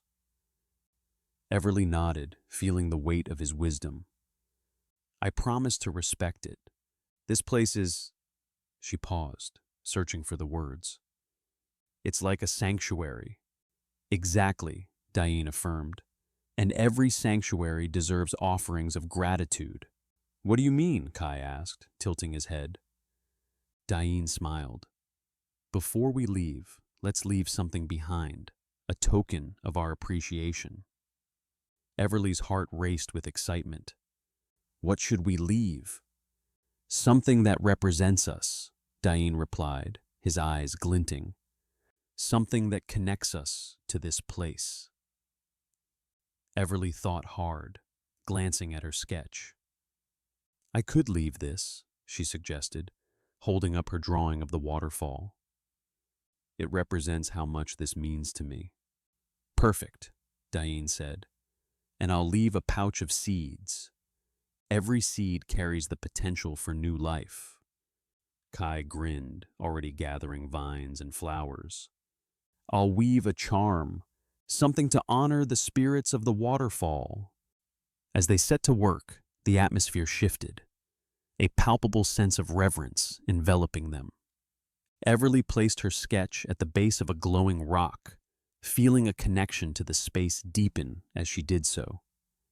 Dain carefully laid his pouch of seeds nearby, while Kai finished his charm, a beautiful creation of intertwining colors and shapes. Done, Kai announced proudly, holding up the charm for them to see. This will bring good energy to the waterfall. Dain nodded approvingly, a twinkle in his eye. Well done, Kai. These offerings remind us that we are part of a greater cycle. We give, and in return, we receive. Everly felt a swell of gratitude. Thank you for teaching me this, she said, her voice sincere. I'll carry this lesson with me always. As they stepped back from their offerings, a soft breeze rustled through the cavern, a whisper of something ancient and wise. Everly felt the air shift, as if the spirits were acknowledging their tribute. Her heart raced with a blend of fear and excitement, the echo of the jungle's magic wrapping around her like a warm blanket. Let's step back into the light, Dain suggested, his voice bringing her back to the moment. They retraced their steps through the veil of water, the mist clinging to them as they emerged into the sunlight. Everly squinted, her eyes adjusting to the brightness, and her heart soared at the beauty of the waterfall framed by the emerald foliage. I feel different, she said quietly, glancing at Kai, Tai, and Dain. Me too, Kai added, plopping down on the rock again, a satisfied grin on his face. It's like we've become part of the jungle now. Dain nodded, his expression thoughtful. Nature has a way of weaving us into its tapestry. We are richer for it. As they stood together, the sound of the waterfall became a backdrop to their thoughts, a melody of hope and connection. Everly exchanged a glance with Kai, who was looking at her with an expression of camaraderie and understanding. Thank you for being here, she said, her voice barely above a whisper. This journey, it's more than I ever expected. And in that moment, as the sunlight sparkled on the water, Everly felt the weight of her insecurities lift. She was not just an observer anymore. She was a part of this world, and the beauty of the emerald canopy was now intertwined with her own story. A distant sound like a whisper carried through the trees, and Everly turned her gaze toward the depths of the jungle, feeling the pull of its mysteries. The journey was far from over, but she knew that together they would unravel its secrets. Ready for the next adventure? Kai asked, his eyes gleaming with excitement. Always, Everly replied, her heart full, as they began to walk away from the waterfall, hand in hand with the jungle, ready to embrace whatever awaited them in the emerald depths. Chapter 9. Birds of Dawn. The first light of dawn crept through the dense emerald canopy, filtering in rays of soft golden sunlight that danced upon the leaves like shy whispers. A symphony of sound stirred Everly from her dreams, the vibrant calls of macaws and toucans weaving a melody that filled the air with life. She blinked against the gentle glow, stretching her arms above her head, her fingers brushing the coarse fibers of the hammock that cradled her. The cool morning breeze caressed her sun-kissed skin, sweeping away the remnants of sleep and replacing them with the invigorating scent of damp earth and blooming flora. From her vantage point, high above the forest floor, Everly could see the jungle awakening. The towering trees, their trunks thick and gnarled, stood like ancient sentinels, their leaves shimmering in the early light. The air was thick with the rustle of leaves and the distant chatter of spider monkeys, their playful antics a reminder of the vibrant ecosystem surrounding her. Everly smiled, feeling a deep connection to the forest, a whisper of magic that pulsed with every heartbeat. "Rise and shine, Everly. The jungle won't wait for sleepy heads." Kai's cheerful voice broke through the sounds of the forest, and she turned to see him already out of his hammock, tousled hair catching the light like a halo. He grinned widely, his bright blue eyes sparkling with mischief. "Bet you can't mimic a macaw as well as I can." "Challenge accepted," she laughed, her voice still thick with sleep. Sitting up, she swept her hair back from her face, noticing Dain's calm presence as he sat cross-legged on the forest floor, sipping herbal tea from a handmade mug. His silver hair glinted, a stark contrast to the vivid greens surrounding him. "Careful, Kai," Dain warned, his voice steady and warm. "You might awaken the entire forest with your shrieking." "Not shrieking, singing," Kai defended, puffing out his chest. "If the birds can do it, so can I. Right, Everly?" "Right," Everly joined in, laughter bubbling in her throat as she attempted a clumsy imitation of the macaws, her voice high and vibrant, echoing through the trees. In response, a nearby macaw squawked, as if critiquing her performance. The sound sent Kai into a fit of giggles. "See, you've already impressed our feathered friends," he said, wiping tears of laughter from his eyes. "Now, let's get sketching. The morning light is perfect, and the birds are out in full force." Everly's heart fluttered at the thought. She leaped from her hammock, her bare feet connecting with the cool, damp earth. "I need my sketchbook," she exclaimed, rushing towards her belongings. As she rummaged through her satchel, she felt the familiar thrill of anticipation. The forest was a canvas, and today she yearned to capture its beauty. Within moments she was back, sketchbook in hand. The sun was rising, bathing the clearing in a soft golden hue that illuminated the vibrant feathers of the macaws perched on a nearby branch. They were like living jewels, their reds, blues, and greens flashing in the light as they preened and chattered amongst themselves. "Look at their colors," Everly whispered, her heart racing. "I can't wait to capture this." "Here, let me show you something," Kai beckoned, moving closer to the branch where a pair of macaws were now engaged in a playful tussle.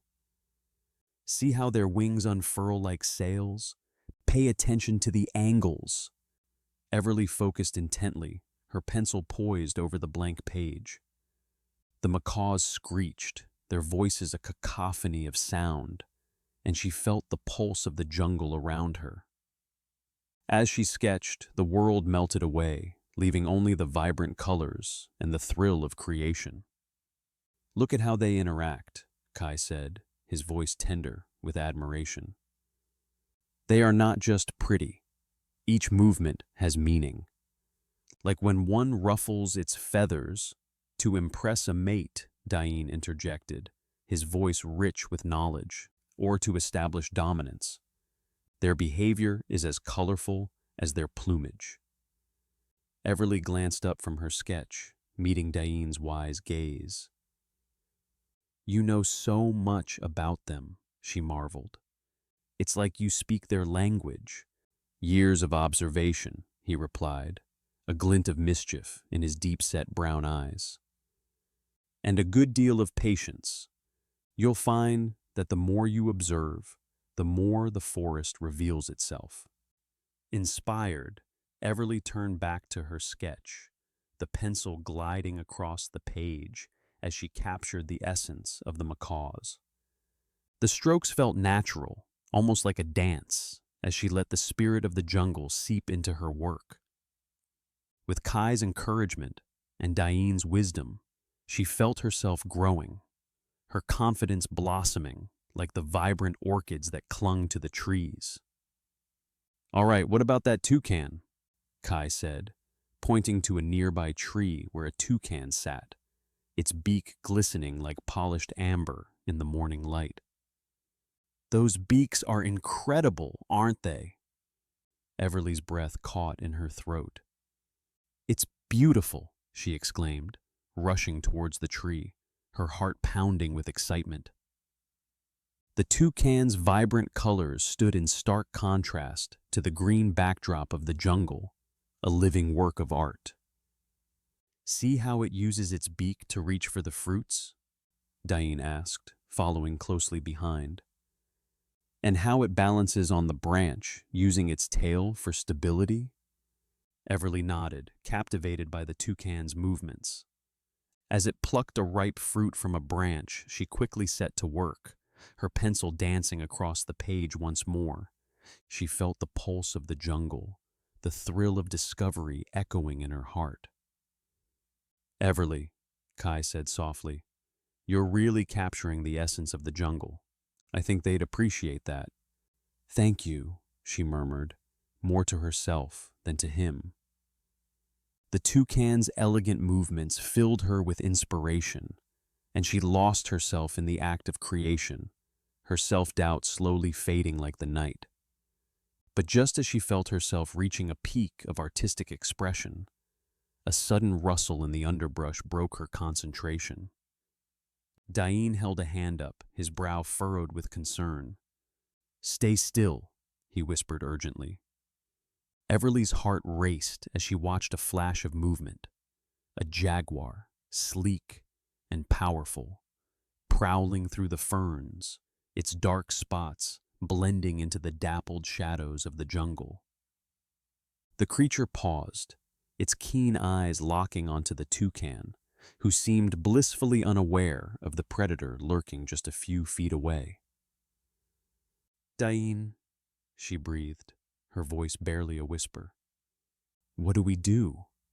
Be calm, he instructed, his voice steady. We're but guests in their world. If we remain still, the jungle will continue on as it should. Everly watched, her breath caught in her throat, as the jaguar crouched low, muscles coiling like a spring. The tension in the air was palpable, and time seemed to stretch. The toucan, oblivious, reached for another fruit, its beak curving elegantly through the air. Then, with a swift motion, the jaguar leaped, claws extended, and the toucan took flight, its wings flapping furiously as it soared into the branches above. The jungle erupted into chaos as the jaguar landed where the bird had been moments before, snarling in frustration. Wow, Kai whispered, awe etched across his face. That was incredible. Everly's heart raced, the thrill of the moment crashing over her like a wave. She felt a surge of respect for the jungle, a reminder of its raw beauty and the delicate balance of life within it. Nature is fierce, she murmured, but it's also filled with wonder. Yes, it is, Dain agreed, his tone thoughtful. And it teaches us to appreciate every moment, even the ones that shake us to our core. As the adrenaline faded, Everly returned to her sketchbook, her hands trembling slightly as she captured the jaguar's powerful pose, the tension in its muscles. With every stroke, she felt herself connecting to the heartbeat of the jungle, her insecurities falling away like leaves from a tree. When she finished, she glanced at her companions, both of them smiling with pride. "That was a lesson in patience and observation, wasn't it?" she asked, her voice warming with newfound confidence. "Indeed," Dain replied, nodding appreciatively. "And you've captured more than just the creature. You've captured the essence of the moment." Kai clapped her on the back. "You've got it, Everly. This jungle is full of surprises, and you're learning to embrace them." They found a fallen log in a small clearing, a perfect spot to rest and reflect. As they settled down, Everly felt a sense of contentment wash over her. The beauty of the morning lingered in the air, and she could still hear the distant calls of the birds, a reminder of the vibrant life that surrounded them. "I can't believe how much we've seen already," Kai said, leaning back against the log, a grin plastered across his face. "It feels like the jungle is unveiling its treasures just for us." Everly smiled, her heart full. "But what if I can't capture it all? What if my art doesn't do it justice?" Her voice wavered, the familiar cloud of self-doubt creeping back in. Dain leaned forward, his expression gentle. "Art is not about perfection, Everly. It's about your perspective, your experiences. Every stroke you make is a part of you. Embrace the imperfections. They tell your story." Kai chimed in. "And besides, even if you're not capturing every detail, you're learning to see the world in a way that others may never understand." Everly took a deep breath, letting their words wash over her. "Thank you," she said softly, the warmth of their support wrapping around her like a protective cloak. "I'm grateful to have both of you here with me." As they shared their thoughts on the beauty of the forest, Everly felt a renewed sense of purpose. Each moment in the jungle was a treasure, and she was beginning to realize that her journey was not just about capturing the world, but experiencing it in all its chaotic, beautiful glory. With the sun climbing higher in the sky, they packed their belongings, preparing to venture deeper into the heart of the emerald canopy. Everly glanced back at her sketches, a smile crossing her face. Each drawing was a reflection of her journey, a testament to her growth. "Let's go find more wonders," Kai said, his enthusiasm infectious. "Agreed," Dain replied, his eyes gleaming with excitement. The jungle has many secrets yet to reveal. As they stepped forward into the vibrant embrace of the forest, Everly felt a spark of excitement. Every moment was a treasure waiting to be discovered, and she was ready to embrace whatever lay ahead. With her sketchbook clutched close to her heart, she took a deep breath, the scent of earth and life filling her lungs. The emerald canopy awaited. Chapter 10. Roots of Patience. The sun hung low in the sky, its golden rays filtering through the thick canopy of the emerald canopy, casting a mosaic of light and shadow on the forest floor. Everly navigated the twisting path alongside Kai and Dain, her heart thrumming in rhythm with the pulse of the jungle.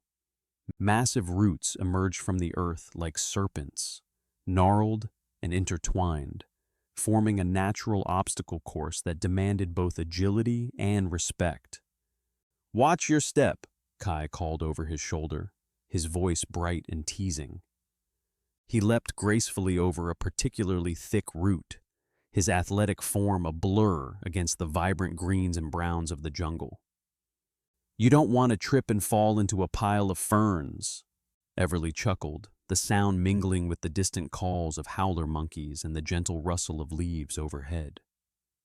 "Easy for you to say, monkey boy," she shot back, her feet moving cautiously as she followed his lead. The air was thick with humidity, every breath laden with the rich scent of earth and foliage. "Just wait until you see the view from up here." Kai pointed to a nearby branch where a cluster of iridescent blue butterflies danced in the shafts of sunlight. Everly paused, captivated by their delicate beauty. She fished a small sketchbook from her satchel, eager to capture the moment.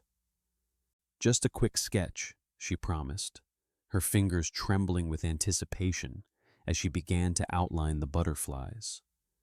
The gentle thrum of insects and the soft sigh of the wind through the leaves formed a symphony around her, each note feeding her inspiration. Dain walked a few paces behind, his silver hair catching the light like spun silk. He watched Everly with a fatherly pride, his deep-set brown eyes crinkling at the corners as he observed her concentration. "Patience, Everly," he murmured, more to himself than to her. "Nature has its own rhythm, and so must you." "Patience?" Everly echoed, glancing back at him. "It's hard to be patient when everything is so beautiful." She gestured at the sprawling roots that twisted like ancient sculptures across the forest floor. "These roots, they're magnificent, but they're also overwhelming. I don't know how to capture their complexity." Dain smiled knowingly. "The roots have supported this forest for centuries, Everly.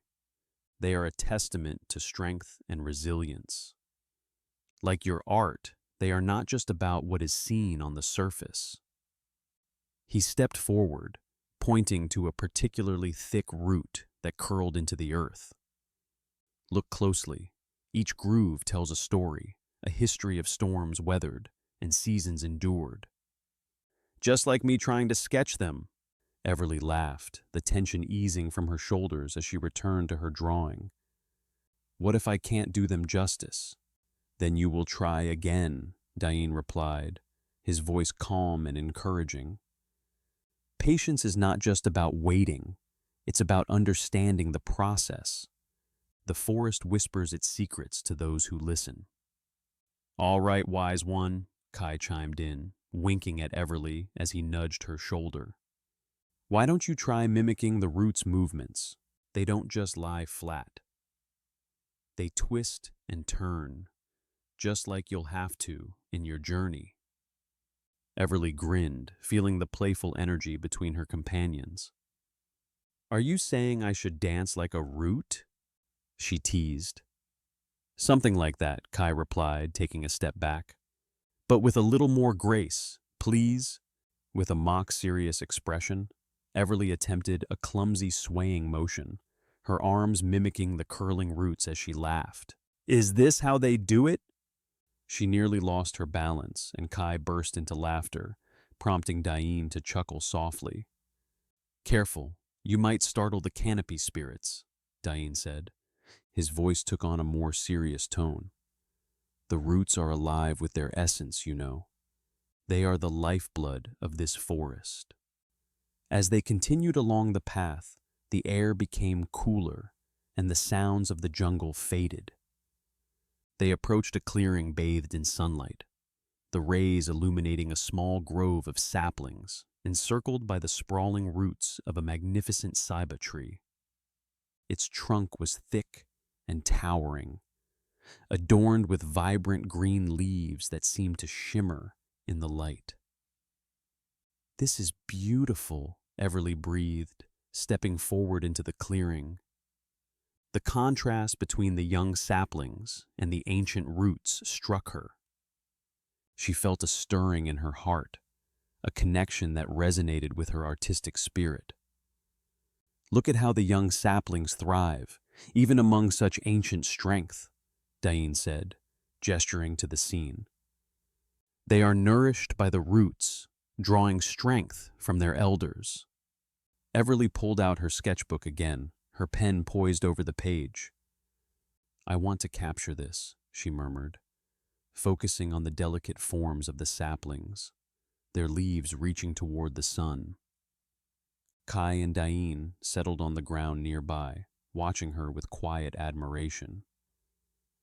You should capture not just their beauty, Dain encouraged gently, but also the resilience they embody. Consider the journey they've taken to reach this point. As she sketched, Everly began to see the roots not just as obstacles, but as vital components of the living tapestry around her. Each line she drew felt infused with purpose, a testament to the patience required to nurture growth. Do you remember the first time we came here? Kai asked suddenly, breaking her concentration. When I was trying to impress you with my tracking skills? Everly looked up, a smile breaking across her face. You mean when you got lost trying to find that rare flower? I thought you were going to cry. Hey, I was just assessing the situation, Kai protested, but the laughter in his eyes betrayed him. But I learned something that day. I followed the roots, just like Dain said. They led me back home. Dain nodded, his expression thoughtful. The forest teaches us many lessons, Kai. Trusting in its guidance requires patience. Just as those roots have intertwined with each other to form a strong network, so too must we learn to rely on one another. Kai grinned, leaning back on his hands. And that's why you're the wise one, Dain. You always know how to tie everything together. Everly looked back at her sketch, her pencil moving more confidently now. So, it's like the roots support the saplings and we support each other? Exactly, Dain replied, his eyes sparkling with approval. The connections we forge, whether with each other or with nature, are what give us strength. In art, in life, and in all things. Feeling inspired, Everly glanced up at the towering ceiba tree, its branches reaching out like welcoming arms. I feel like I'm starting to understand, she said, her voice soft but filled with determination. It's not just about capturing beauty, it's about understanding the stories behind it. A moment of stillness enveloped them, the sounds of the jungle fading into a gentle hum. Everly focused on the intricacies of the roots around them, the way they twisted and turned, creating a living art that spoke of patience and resilience. Do you think the forest has a spirit? She asked suddenly, her curiosity piqued. Dain nodded slowly. The Canopy spirits are said to dwell among the trees, guiding those who seek knowledge and harmony. They are the essence of the forest itself, interconnected, nurturing, and wise. Just like the roots, then? Kai added, his tone thoughtful. Supporting everything around them? Yes, Dain replied, his voice almost reverent. Just as you are supported by your friends. Just as you must support each other on your journeys. Everly's heart swelled with gratitude. She felt the importance of their bond, the way they intertwined like the roots beneath their feet. I'm glad I have you both with me, she said, her voice sincere. I don't know what I would do without your guidance. Probably get lost in the jungle, Kai teased, but there was warmth in his eyes. But we won't let that happen. With renewed purpose, Everly returned to her sketch, her pencil dancing across the page as she poured her heart into the drawing. Each stroke felt like a meditation, a deepening connection to the roots that held the forest together, both literally and metaphorically. Time slipped away, lost in the dance of creation. Hours passed, and the sun began its descent, the clearing bathed in a golden glow. Everly finally set her pencil down, a satisfied smile spreading across her lips. I think I'm starting to capture it, she breathed, her eyes shining with excitement. Let's see. Kai leaned over her shoulder, eyes wide with anticipation. Dain studied her work with a discerning eye, a proud smile crossing his weathered face. You've captured not just the shapes, but the spirit of the forest. Well done, Everly. Oh, wow, this is amazing, Kai exclaimed, his enthusiasm infectious. You've made the roots look like they're coming to life. Thank you, Everly said, her cheeks warming at their praise. I didn't realize how much I needed this moment until now. Good, Dain said, rising to his feet. Art requires reflection, just as life does. But now, we must continue our journey. The forest awaits, and there are many more wonders to uncover. As they gathered their things, Everly felt lighter, as if the very roots of the forest had entwined with her spirit, grounding her in purpose and passion. She glanced back at the grove, seeing it now not just as a resting place, but as a milestone on her journey. Ready? Kai asked, a sparkle of excitement in his eyes. Absolutely, Everly replied, her heart racing with anticipation. The path ahead was mysterious and inviting, and she felt a sense of readiness that she hadn't felt before. As they walked deeper into the jungle, the shadows lengthened around them, but Everly no longer felt lost. With each step, she embraced the intertwining roots of patience, connection, and growth, knowing that her journey, like the forest, was just beginning. The emerald canopy whispered its secrets around them, and Everly was ready to listen.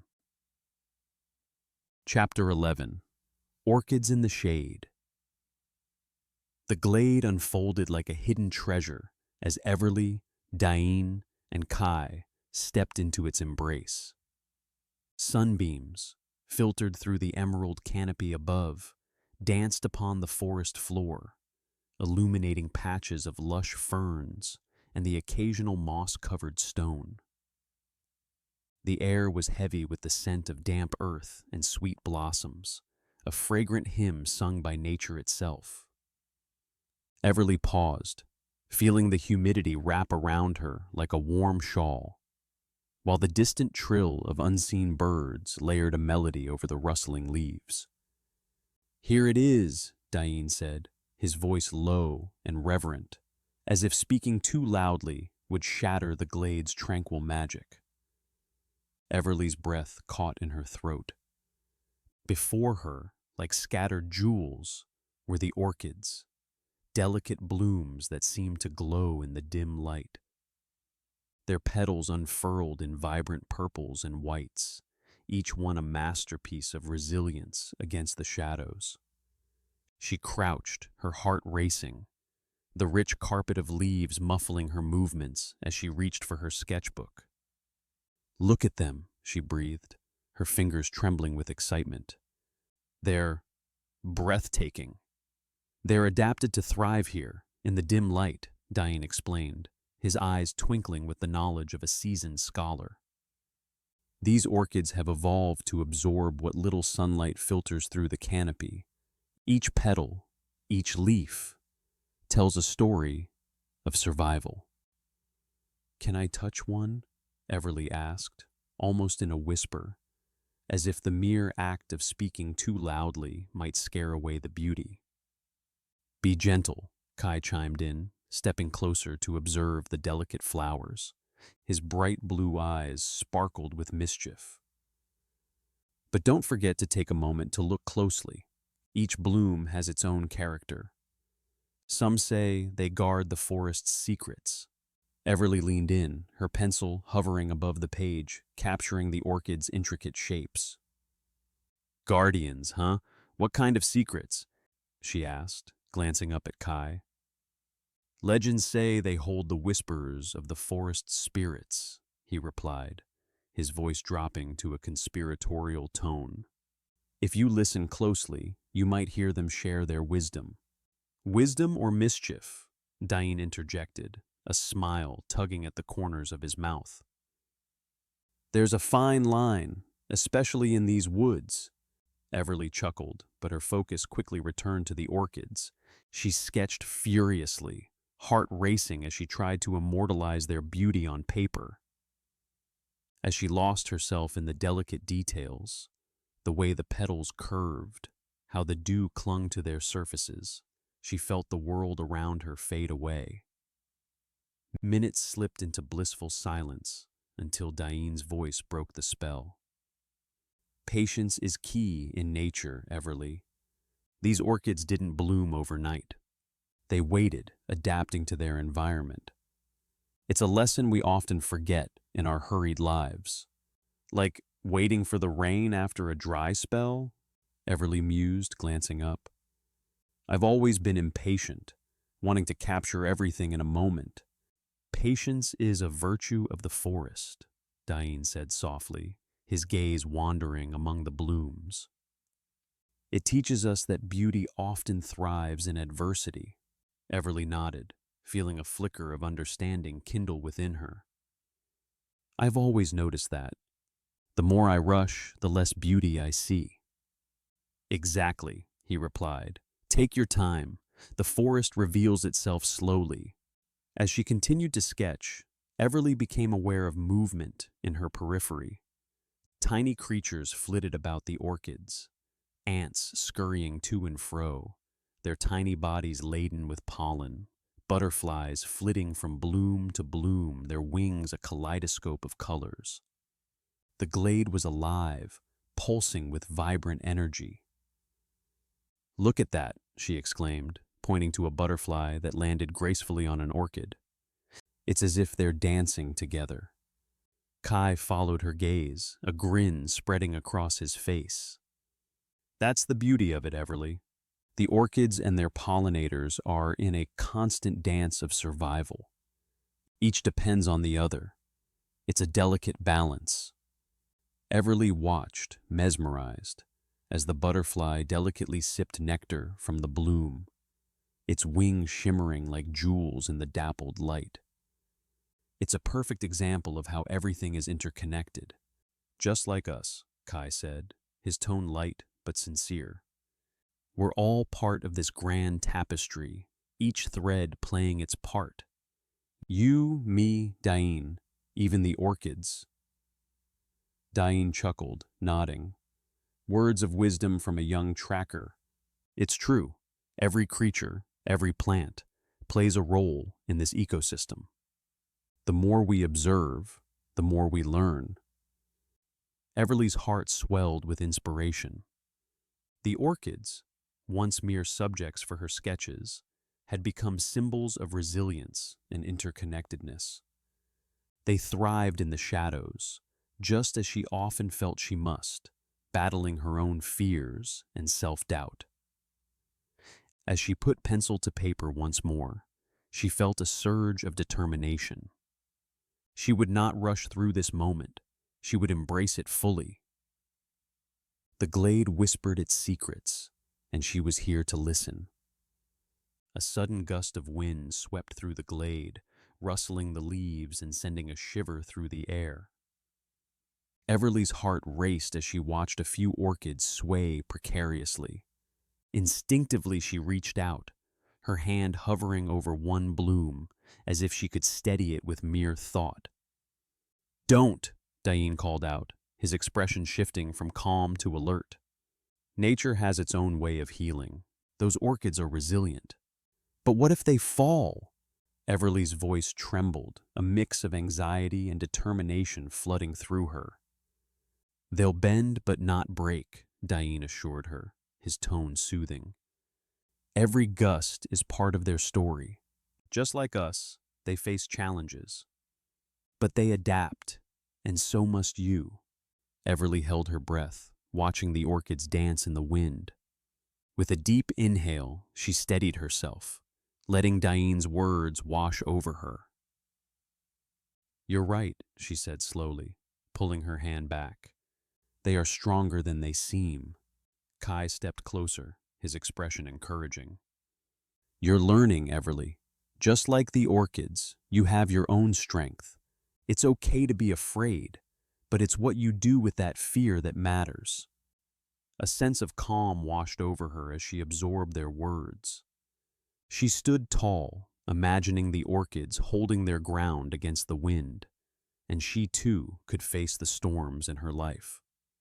As the gusts subsided, the glade returned to its serene state. Everly glanced back at the orchids, a promise forming in her heart.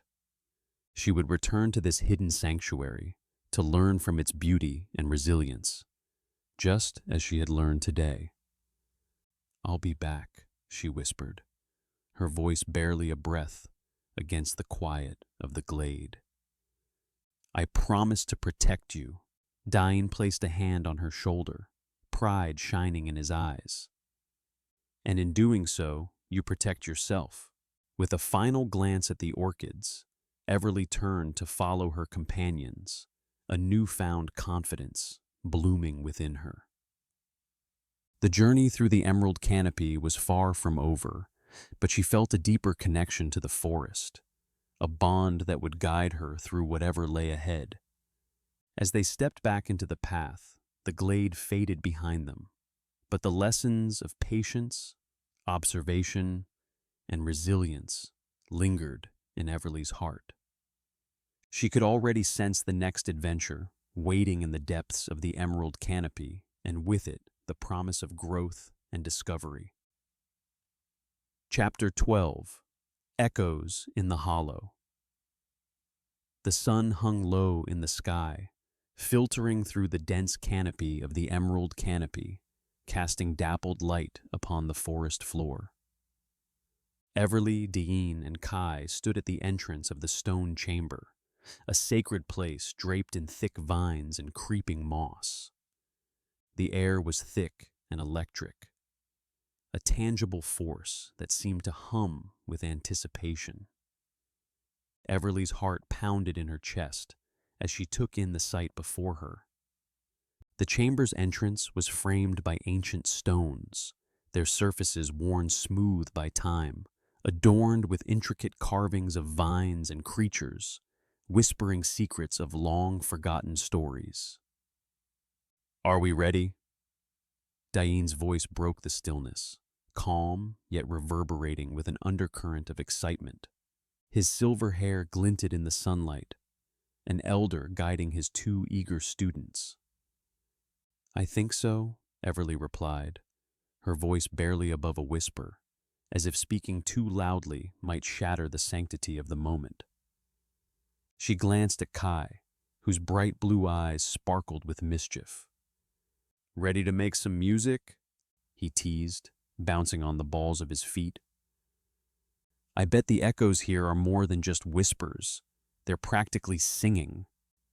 "Let's hope they sing in harmony," Dain chuckled, his voice rolling like distant thunder. "Follow my lead, and let the hollow reveal its secrets." With that, they stepped into the chamber, the cool air wrapping around them like a gentle embrace. The walls were alive with lush green moss, and as they ventured deeper, the light dimmed, creating a serene twilight within. The sensation of stepping into a different realm washed over Everly, where the weight of the outside world fell away, leaving only the sound of their soft footfalls and the whispering echoes of the chamber. "Do you feel that?" Everly asked, her voice barely rising above the quiet. The air seemed to vibrate, not just with sound, but with an energy that pulsed through the stone, awakening something ancient and wise. Dain nodded, a knowing smile playing on his lips. "The acoustics here are extraordinary.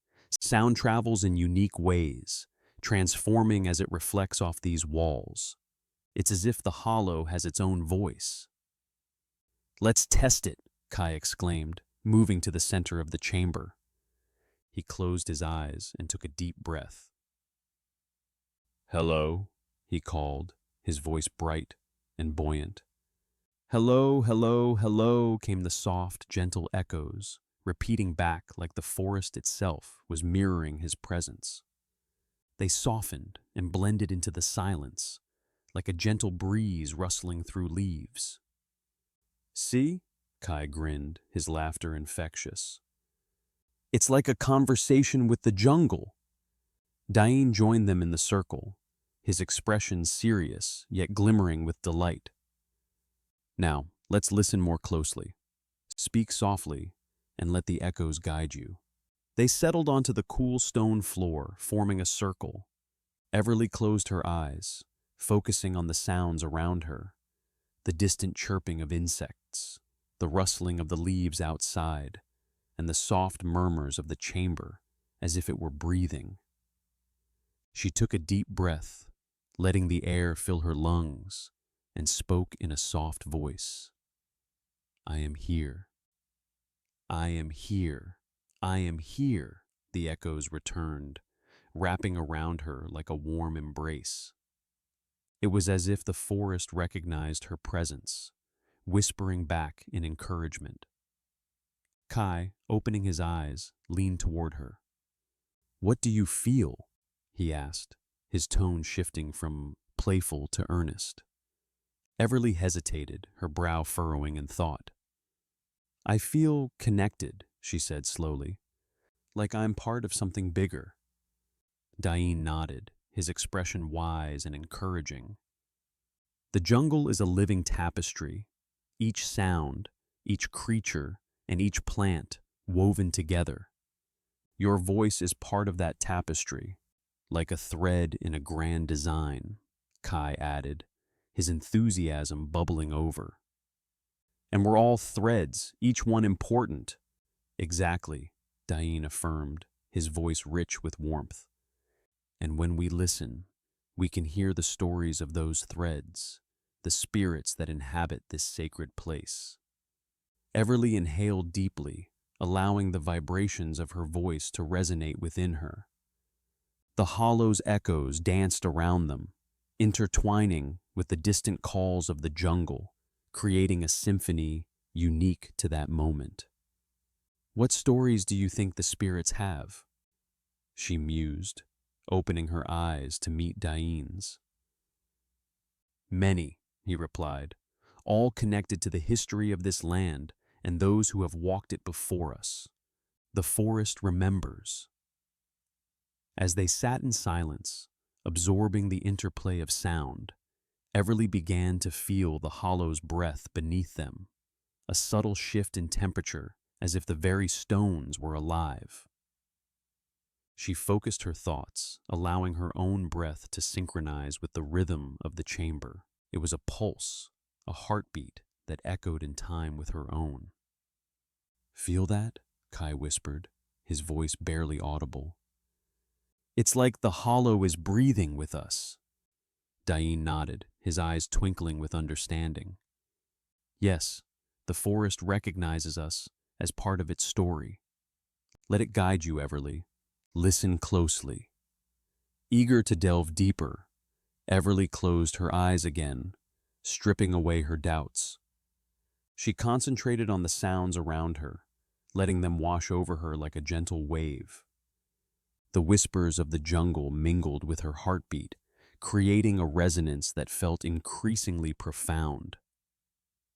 "Once in a place like this," Kai began, his voice rising softly, "I laughed, and the spirits answered with a chorus of birds. They were like a symphony, honoring my joy." "What did it feel like?" Everly asked, intrigued. "Like I belonged," he said, his tone thoughtful. "Like I was part of the laughter of the forest. It's an incredible feeling." Dain smiled at Kai's story, encouraging him to continue. "You see, Everly, it's not just about hearing the sounds. It's about feeling them. The essence of the jungle responds to our emotions, our intentions." Everly nodded, feeling the weight of his words. She concentrated on her own laughter, recalling the joy she felt when sketching vibrant flowers and curious creatures. "I want to give back to the forest," she said, her voice steady. "I want to honor it." The chamber fell silent for a moment, the air thick with anticipation. Outside, the sounds of the jungle seemed to hush, as if holding its breath, waiting for her declaration to resonate. Then the soft rustle of leaves broke the stillness, followed by a sudden burst of bird calls, a harmonious symphony that echoed through the hollow. It was as if the forest had acknowledged her presence, responding to her intention with a joyous celebration. Everly's heart swelled with gratitude. "They hear us. They know we're here," she exclaimed, her voice trembling with emotion. "Yes," Kai shouted, his laughter ringing out. "It's a sign!" Dain's smile was broad, his eyes glimmering with pride. "You see, Everly, the spirits are aware of you. You are part of this ecosystem, and your voice matters." As the echoes of their words hung in the air, Everly felt a profound shift within herself. The self-doubt that once clung to her like shadows began to dissolve, replaced by a sense of belonging she had long sought. The hollow breathed around her, and she reveled in the knowledge that she was not alone in this journey. "Thank you," she whispered, her voice breaking slightly. "Thank you for allowing me to be here." The response was immediate, a soft rustle outside, followed by a chorus of bird calls that rose and fell in a melodic wave. It felt like the forest was embracing her, wrapping her in its verdant arms and acknowledging her place within its vibrant tapestry. Kai turned toward the entrance, his expression a mix of awe and excitement. "It's beautiful," he breathed. "I've never felt anything like this." Dain nodded, his face warm with approval. "This is just the beginning, my friends. The more we listen, the deeper our connection will grow." As they sat in reflective silence, the energy of the hollow pulsed around them, enveloping them in the forest's embrace. Everly felt as though the very stones echoed with the stories of those who had come before, guiding her to understand her role in the unfolding narrative of the emerald canopy. "Let's make a pact," she said suddenly, her voice resolute. "To always listen, to honor the spirits of the forest, and to protect this place." Kai grinned, his eyes bright with enthusiasm. "I'm in. The jungle deserves our respect and love." Dain placed a hand on Everly's shoulder, his gaze steady and wise. "A noble pledge, Everly. Remember, being part of this ecosystem means embracing its beauty and its challenges." "I won't forget," she promised, her resolve firm. "I want to share this with others, to inspire them to listen too." The hollow seemed to respond, a gentle vibration resonating in the air, as if the very spirits of the forest were nodding in agreement.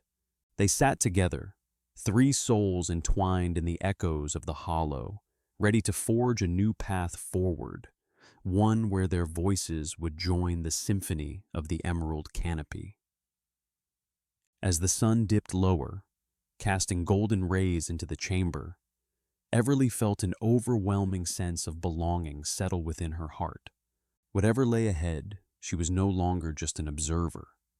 She was a part of the story, a thread in the vibrant tapestry of life woven by the forest. And with that realization, they fell into a comfortable silence, the echoes of their voices mingling with the sounds of the jungle, a harmonious lullaby that would guide them on their journey ahead. Chapter 13. Lanterns of Dusk. The sun dipped low in the sky, casting a kaleidoscope of orange and violet across the horizon as twilight descended upon the emerald canopy. A gentle breeze whispered through the trees, rustling the massive leaves and carrying the sweet, earthy scent of damp soil and blooming night flowers. In a secluded glade, where the towering trunks of ancient trees met the soft carpet of moss, Everly, Dain, and Kai settled onto a fallen log, their laughter mingling with the chorus of chirping crickets and the distant croak of frogs. Everly leaned back against the log, her long chestnut hair catching the last rays of sunlight. "Look at those colors," she breathed, her bright green eyes wide with wonder as she watched the sky transform. "It's like the forest is on fire." Kai, sitting cross-legged beside her, grinned and flicked a twig into the nearby underbrush. If the forest were on fire, we'd be in trouble. But I get what you mean. It's beautiful. He stretched his arms out, enjoying the warmth of the evening air. It's even better when the fireflies start to show up. They're like little lanterns guiding us home. Dain, his silver hair catching the fading light, chuckled softly. Ah, the fireflies. You know, there's a legend among the villagers that says they are the spirits of our ancestors, lighting the way for travelers lost in the jungle. He turned his deep-set brown eyes towards the horizon, his voice rich with nostalgia. I remember my father telling stories of how, in the darkest nights, the fireflies would gather in swarms, illuminating the path for those who had strayed too far. Everly gasped, her heart fluttering at the thought. That's lovely. It's like their little stars come down to earth. She glanced at Dain, her admiration for the professor evident. Have you ever seen them in such numbers? Indeed, I have. But it's more than just a sight. It's a feeling, Dain replied, his tone thoughtful. The jungle breathes magic, and in moments like these, we are reminded of our connection to it. As if on cue, the first fireflies began to emerge, flickering like tiny embers against the darkening blue of the evening sky. Their glow pulsed softly, illuminating the glade in an ethereal light. Everly's eyes sparkled with delight. Look, there they are, she pointed, her voice barely above a whisper. Kai jumped to his feet, a playful glint in his bright blue eyes. Let's catch them. He dashed into the grass, arms outstretched, laughter trailing behind him like a song. The fireflies danced around him, their lights flickering in response to his movements, creating a dazzling spectacle. Careful, Kai, Everly called, laughter bubbling up within her. You'll scare them away. Dain watched the scene unfold with a smile, his heart warmed by the sight of his companions embracing the magic of the moment. They're not easily scared, Everly. They're more likely to lead him deeper into the forest, he teased, his voice carrying the weight of experience. Everly shook her head, a playful smile on her lips. If he gets lost, we'll have to send the fireflies to find him. She picked up her sketchbook, feeling a rush of inspiration as she caught the movement of the fireflies in her mind's eye. The evening's beauty was a canvas waiting for her touch, and she began to sketch, her pencil gliding across the pages. As the fireflies multiplied, swirling around in a mesmerizing dance, they settled around the small fire that Dain had carefully kindled. The flames flickered and crackled, casting a warm glow that mingled with the cool light of the fireflies. The glade felt alive, wrapped in a cocoon of magic and wonder. Come on, sit down, Kai urged, plopping back onto the log beside Everly, his cheeks flushed with excitement. You have to see how many there are. It's like the forest is celebrating or something. Everly glanced at her sketch, the lines of the fireflies beginning to take shape as she captured their luminous dance. This is incredible, she murmured, her heart swelling with the beauty of the moment. It's like they're alive, and I want to keep it forever. Dain leaned forward, resting his elbows on his knees. Art has the power to preserve moments like these, Everly. But remember, it's not just about capturing the beauty. It's about expressing what you feel when you're surrounded by it. Let the forest speak through your work. Wise words as always, Professor, Kai chimed in, a teasing grin on his face. Just don't let the fireflies distract you from your art, or you might end up with a blank page. Everly rolled her eyes, but couldn't help but smile. I'll do my best, but it's hard not to get lost in their glow. She sketched furiously, trying to capture the essence of the moment. The fireflies swirled, their lights casting fleeting shadows, and she felt as though they were dancing just for her. "The jungle has a way of drawing us in," Dain said, his voice low and calming. "It reminds us of our place within it. Each creature, each plant, they all play a role in this grand tapestry. It's a lesson I've learned time and again." As the fireflies continued their dance, the trio shared stories around the fire, each tale woven with laughter and moments of reflection. Dain spoke of his youth, of the first time he had wandered too deep into the jungle and had found his way home guided by a swarm of fireflies. "I was terrified at the time," he admitted, a twinkle in his eye. "But those little lights led me back to safety. It was then I realized that the forest was not just a wild place. It was a living entity that watches over us." Kai leaned forward, his eyes sparkling with mischief. "I remember when I was little, I thought I could speak to the animals. Once I tried to negotiate with a monkey for my lunch. He took my bread and left me with a handful of leaves." His laughter rang out, bright and infectious. Everly chuckled, envisioning the scene. "Did you ever find out what the monkey thought of your offer?"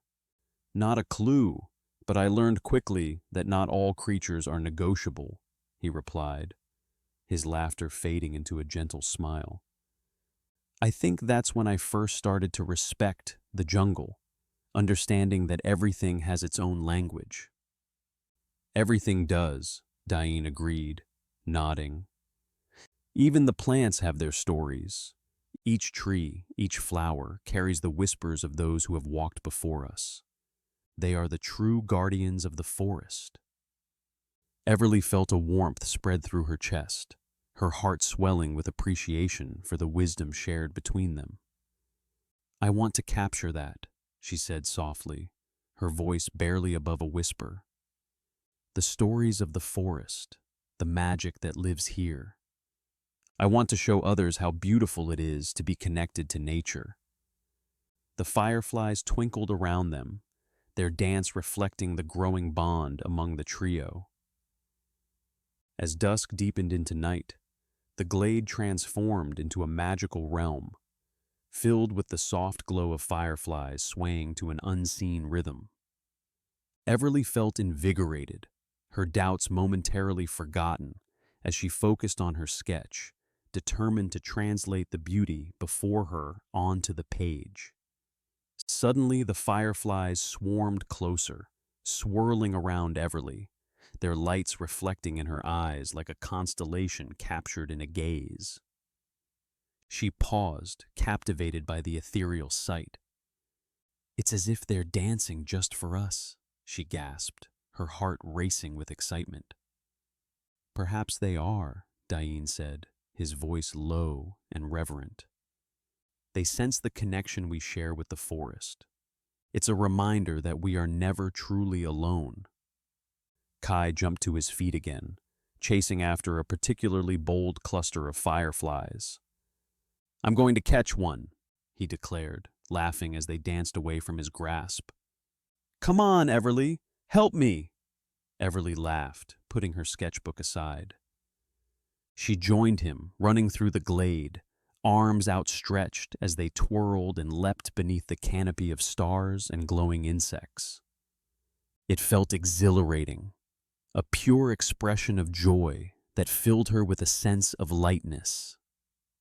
As they chased the fireflies, Everly felt a surge of clarity wash over her. The beauty of the moment, the bond she was forming with Dain and Kai, it all coalesced into a powerful realization. She didn't need to capture every detail perfectly. She needed to embrace the emotion behind it. Art was not just about perfection, but about connection. Her connection to the forest, to her companions, and to herself. Breathless, she collapsed onto the soft moss, gazing up at the night sky. The stars twinkled above her, and the fireflies swirled around like living constellations. Dain and Kai settled beside her, their laughter fading into a comfortable silence. "I don't think I've ever felt so alive," Everly said, her voice filled with wonder. "The forest, the fireflies, you both. It's all so magical." Dain looked at her, his expression warm and wise. "That's the gift of the emerald canopy, Everly. It teaches us to see, to feel, and to connect. It opens our hearts to the beauty around us." Kai nodded, his gaze drifting to the fireflies swirling above. "It's like we're part of a story, one that's been written long before us and will continue long after. We're just the current chapter." Everly smiled, her heart swelling with gratitude. "Thank you for sharing this with me. I feel like I'm finally finding my voice. I want to tell our story, the story of the jungle, through my art." As the fireflies began to settle, their glow dimming to a soft twinkle, Everly felt a sense of resolve. She would embrace the journey ahead, embracing the beauty and challenges that lay in the emerald canopy. She would capture the stories whispered among the trees, and she would not shy away from expressing her own. With a contented sigh, she closed her eyes, allowing the sounds of the forest to envelop her. The gentle rustle of leaves, the soft calls of night creatures, and the distant echo of laughter blended together, creating a symphony of life. In that moment, Everly knew she was exactly where she was meant to be, surrounded by the magic of the forest and the companionship of her friends. As the trio lay back on the grass, watching the fireflies dance like stars above them, Everly made a silent promise to herself. She would honor the journey ahead, no matter how daunting it seemed. The forest was alive, and so was she. The night deepened around them, a canvas of endless possibilities, and the fireflies mingled with the stars, illuminating a path toward the adventures that awaited. Chapter 14. Dreams Shared. The twilight air was thick with the scent of damp earth and blooming night flowers as Everly lay nestled in her hammock, swaying gently between two massive trunks of a towering baobab. The sun had dipped below the horizon, leaving behind a palette of purples and deep blues that painted the sky, while the first stars began to twinkle like scattered gems through the emerald canopy above. The jungle was alive with a cacophony of sounds, the distant croaks of frogs harmonizing with the whispering leaves and the rustle of unseen creatures flitting through the underbrush. Everly smiled softly, allowing the rhythm of the jungle to seep into her bones. It felt like a world apart from the bustling village she had known. Here, under the vastness of the sky, she could breathe. She could dream. "Everly, are you awake?" Kai's voice broke through the soothing sounds, bright and playful as always. "Not yet," she replied, feigning sleepiness. She could hear the laughter in his tone, a sound that had become as familiar as the rustling leaves around them. "Liar," Kai laughed, swinging his legs over the side of his own hammock. "You've been staring at the stars for the past hour. I'd bet my best tracking knife on it." Okay, Everly said, sitting up and brushing her hair out of her face.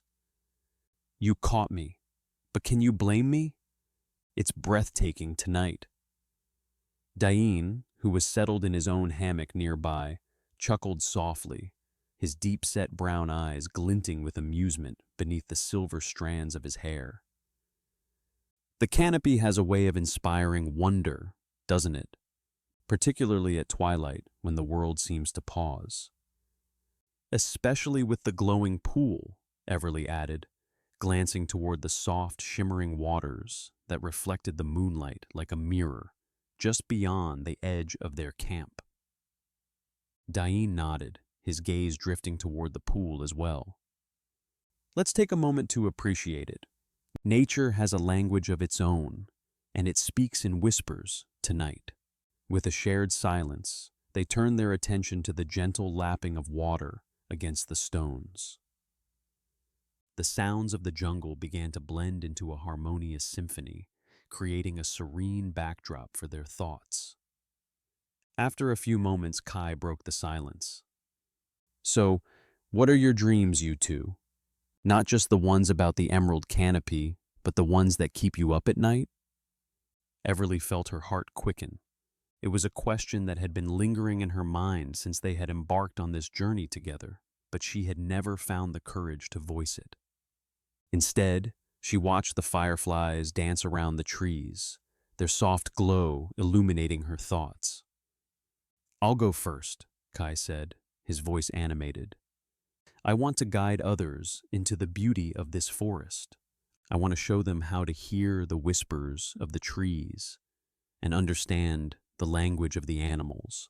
I want them to feel the magic of the emerald canopy the way I do." Dain smiled at Kai, a proud fatherly look crossing his weathered features. "You have that gift already, my boy. You possess the spirit of the jungle, and it flows through you. Your laughter is contagious, and it draws people in." "Thanks, Dain," Kai grinned, his blue eyes sparkling like the stars above. "But it's not enough just to guide them. I want to help them protect it too. The jungle is alive, and if we don't nurture it, we'll lose everything." "Such a noble aspiration," Dain said, "and one that requires wisdom and patience. It's not just about showing the beauty, it's about instilling a sense of responsibility." Everly felt a warmth spread in her chest. She had always admired Kai's passion, his ability to connect with others. "That's beautiful, Kai," she said softly. "I can see you doing that. You should write a book or something. No, a series of stories. You could call it The Heart of the Canopy." "Now that's an idea," Kai exclaimed, his enthusiasm infectious. "What about you, Everly? What do you dream of?" Caught off guard, Everly's cheeks flushed as she glanced down at her hands. I want to capture the beauty of the forest in my paintings," she stammered, the words coming out in a rush. "I want to create a series that reflects the living essence of the jungle, the colors, the textures, the feeling of being among the trees. I want to share the stories of the plants and animals, how they all connect." "Your art already does that," Dain encouraged, leaning forward slightly, his interest piqued. "But it's not just about the beauty, is it?" "No," she admitted, biting her lip. "I also feel a responsibility to tell their stories, to honor the lives that thrive here. But sometimes I worry that I'm not worthy of it, that my paintings won't do the jungle justice." "Art is not about perfection, Everly," Dain said gently. "It's about expression. You capture your experience of the world, and that is enough. You must learn to embrace your voice." "I wish I had your confidence," she said, glancing at him with a mixture of admiration and envy. "You've always known what you wanted. You've explored so much and shared your knowledge with others." Dain chuckled, a warm sound that echoed through the hushed air. "You think I didn't struggle? There were countless paintings I discarded, and many nights spent doubting my abilities. But every brushstroke, every journey I took, shaped me into who I am." "Really?" Everly asked, intrigued. "I never knew that." "Yes," Dain affirmed, his voice steady. "Dreams are not born from a single moment of inspiration.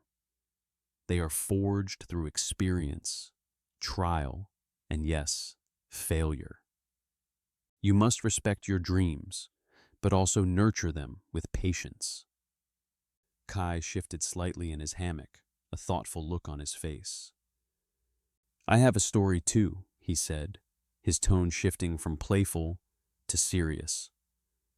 "When I was a kid, I wanted to climb the tallest tree in the jungle. Everyone told me it was impossible.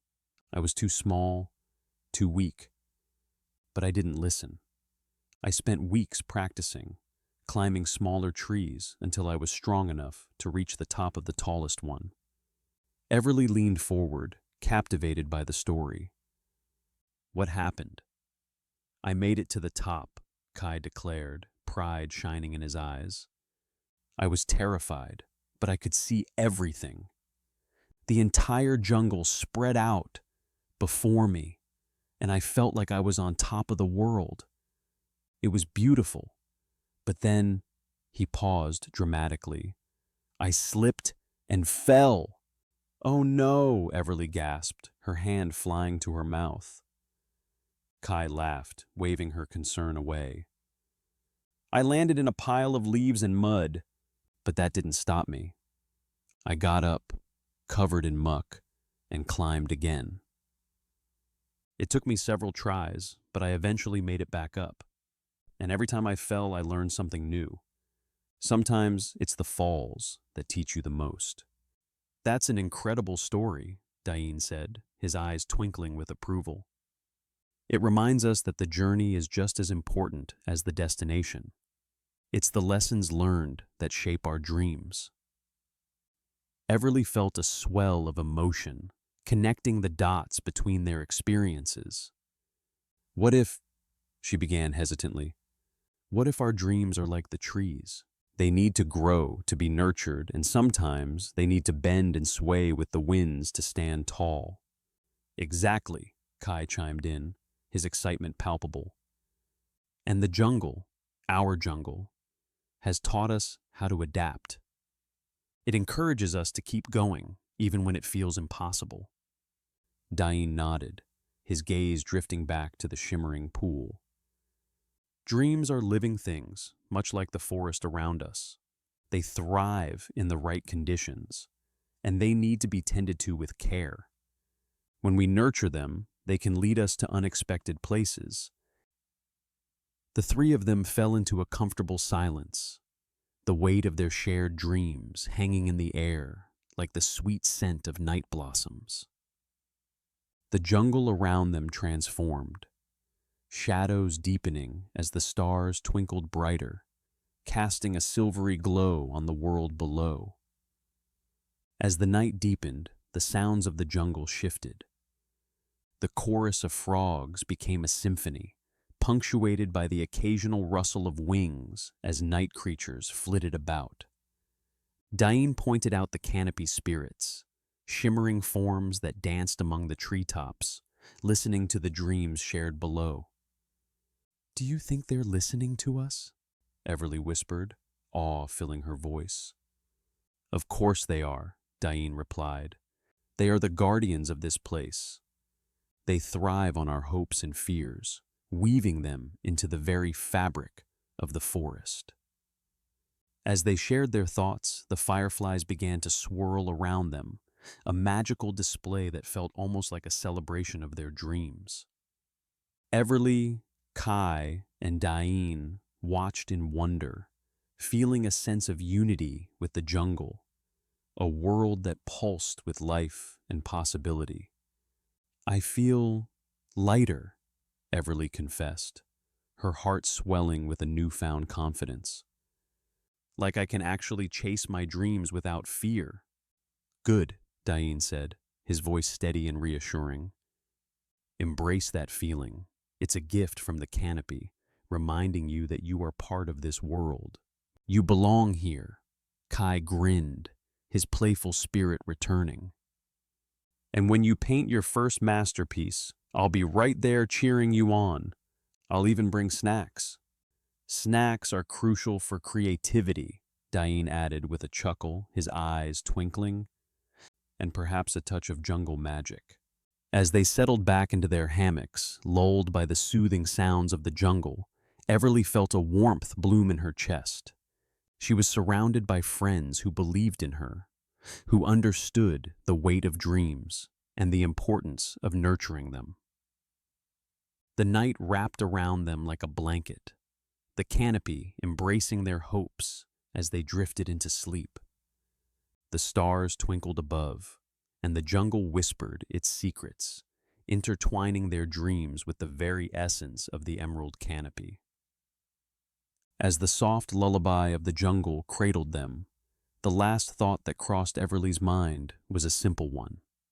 Together, they would navigate the wilds, chasing the dreams that had taken root under the emerald leaves, and perhaps, just perhaps, they would find the clearing they sought. Chapter 15.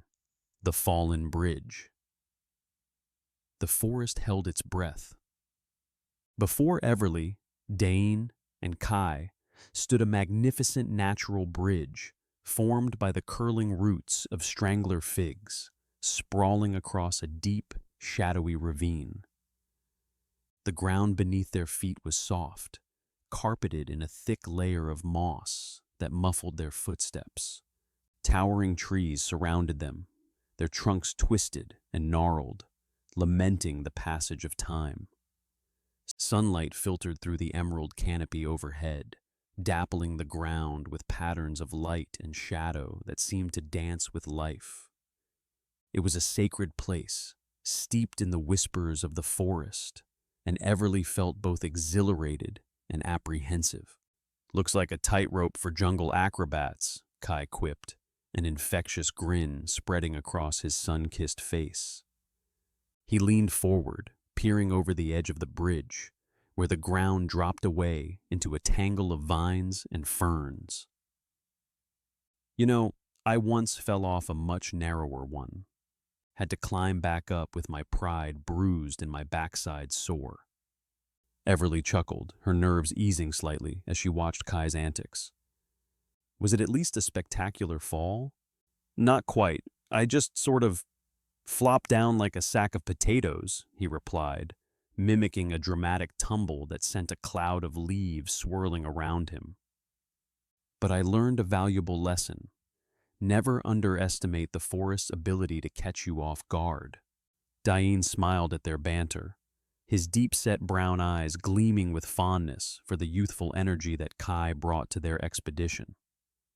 "The lesson, my dear Kai, is not just about balance, but also about trust. Trust in yourself and in the forest." He gestured towards the bridge, the tangled roots weaving a sturdy path across the chasm. "Let's not forget that this bridge is a living entity, just as the forest around us." Everly stepped closer to the edge, her heart quickening. The ravine yawned below, a dark abyss filled with the sounds of rustling leaves and distant bird calls. "It feels alive," she whispered, more to herself than to her companions. She reached into her satchel, pulling out her sketchbook, fingers trembling slightly as she began to capture the intricate beauty of the bridge. The swirling roots resembled the tendrils of a sea creature, rising and falling in a rhythm that echoed the pulse of the forest.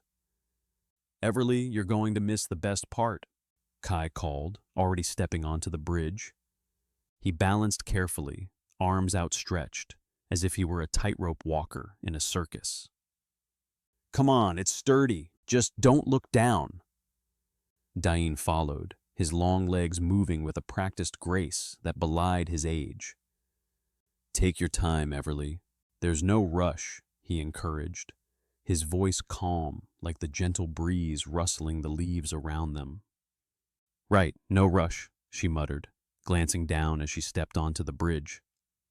The ground seemed to sway beneath her, and a knot of fear twisted in her stomach. The roots were thick, sturdy, and interwoven, yet the sheer drop made her head spin. She focused on the vibrant green leaves above, letting their color soothe her frazzled nerves. "Just like that," Kai said, watching her with an encouraging smile. "One foot in front of the other. Feel the rhythm of the bridge. It knows how to hold you."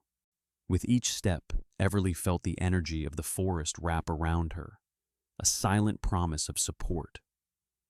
She took a deep breath, centering herself in the moment. "I can do this," she whispered, her voice barely audible over the rustle of the leaves. Halfway across, the bridge swayed gently underfoot, and a sudden rustling from the underbrush below froze them in place. Everly's heart raced, the sound like a drumbeat echoing through the quiet.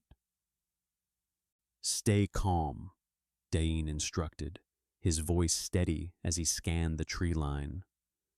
"The forest is filled with creatures, some of them curious. It's best not to disturb them. Or provoke them," Kai added, his blue eyes wide with mock fear. "What if it's a giant snake? Or an angry capybara?" "Please don't joke about snakes," Everly hissed, her voice laced with panic. She gripped the rough bark of the bridge, the texture grounding her. "I can't handle snakes right now." "Just a little rustle," Dain assured her, his gaze still focused on the underbrush. "It's likely just a small animal. Trust in the forest. It's wise." Everly took a deep breath, feeling the weight of Dain's words settle over her like a warm blanket. "You're right," she said softly. It feels like the forest is watching us." "In a way it is," Dain replied, a glimmer of understanding in his eyes. "The emerald canopy is alive, a tapestry of interconnectedness. Every creature, every plant plays a part in its story. You're part of it too, Everly." As if summoned by her thoughts, a small creature darted from the underbrush, a flash of emerald feathers and bright yellow beak. It perched on a low branch, tilting its head curiously at the trio. Everly's heart swelled with wonder. "Look, a forest parakeet!" she exclaimed, momentarily forgetting her fears. She hurriedly sketched the vibrant bird, capturing its essence on paper. "Now that's a model," Kai teased, gesturing dramatically. "You should charge it for your services." "Very funny," she shot back, but a smile crept onto her face. The parakeet fluffed its feathers, seemingly proud of the attention. As they resumed their journey across the bridge, a gust of wind swept through the trees, causing the structure to sway beneath them. Everly lost her footing for a moment, the ground tilting alarmingly. A scream caught in her throat, but before she could falter, Kai reached out, his hand firm on her elbow, steadying her. "Got you," he said, his voice a reassuring anchor in her storm of fear. "You're okay. Just breathe." "Thank you," she gasped, her heart racing from the sudden surge of adrenaline. For a fleeting moment, she felt vulnerable, a tightrope walker teetering on the brink. But Kai's presence grounded her, a reminder of the bond they were forging. "I didn't mean to panic. Everyone has their moments," he replied, his tone gentle. "It's what we do afterward that counts." Dain smiled knowingly, his eyes twinkling with wisdom. "The forest teaches us resilience, Everly. Just like it withstands storms and droughts, so can we. Trust in yourself." With renewed determination, Everly took a deep breath, focusing on the sturdy roots beneath her feet. She pressed forward, each step a testament to her growing confidence. The bridge felt less daunting now, its rhythm syncing with her heartbeat. As they reached the end, the ravine opened up before them, a breathtaking vista of vibrant greens, tints, and browns, where sunlight streamed through the gaps in the canopy, illuminating patches of wildflowers. They paused to catch their breath, the air alive with the scent of damp earth and blooming flora. "That was exhilarating," Everly finally said, her voice a mix of excitement and relief. She looked back at the bridge, gratitude swelling in her chest. "It felt like a metaphor for our journey, didn't it? Daring yet rewarding." Dain nodded, his gaze thoughtful. "Indeed, every challenge we face is like that bridge, an opportunity to grow, to learn. It reminds us that we are never alone in our struggles." Kai clapped his hands together, breaking the lingering tension. "And look at us, we made it. jungle acrobats and all. He extended his arms wide, embracing the moment. What's next? An expedition in search of treasure? Or perhaps we can find a mystical creature in need of saving. Let's focus on reaching the emerald clearing first, Dain chuckled, his laughter blending seamlessly with the forest sounds. There are wonders yet to behold if we stay true to our path. Everly felt a warmth spread through her as she looked at her companions. In that moment, she realized how much they had come to mean to her. Their bond was becoming a lifeline, woven together by shared experiences and laughter, trust, and vulnerability. I'm grateful to have you both with me, she admitted, her voice soft but sincere. Kai grinned, his playful spirit undeterred. And we're grateful for your artistic talent. Just think of all the amazing things we'll find to inspire you. Dain's expression turned serious, a glimmer of wisdom in his eyes. Remember, the forest is full of stories yet untold. As you sketch, you capture not just the image, but the essence of what lies within. Each stroke has meaning, just as each step we take in this jungle does. With that, they turn their eyes forward, the emerald canopy beckoning them deeper into its embrace. Everly felt her heart race with anticipation as they stepped into the unknown, the thrill of adventure coursing through her veins. Together, they would face whatever lay ahead, bound by trust and the vibrant pulse of the forest around them. As they ventured further, the air thickened with anticipation, and Everly knew they were drawing closer to the heart of the emerald canopy. What awaited them in the emerald clearing was yet to be discovered, but with her companions beside her, she felt ready to embrace whatever came next. Chapter 16. The Forest's Hush. The trail narrowed as Everly, Dain, and Kai wound their way deeper into the emerald canopy, the towering trees flanking them like ancient sentinels. Sunlight filtered through the dense foliage above, casting dappled patterns on the forest floor, yet the air felt thick, almost tangible, as if the jungle itself were holding its breath. The usual symphony of chirping birds and buzzing insects had faded, leaving behind a disquieting silence that wrapped around the trio, amplifying the sound of their footsteps on the leaf-strewn path.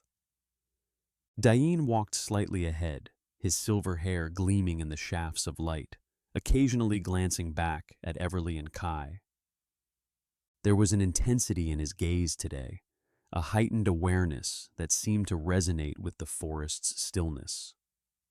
Kai, ever the cheerful spirit, was noticeably subdued, his playful banter replaced by a contemplative silence that felt out of character.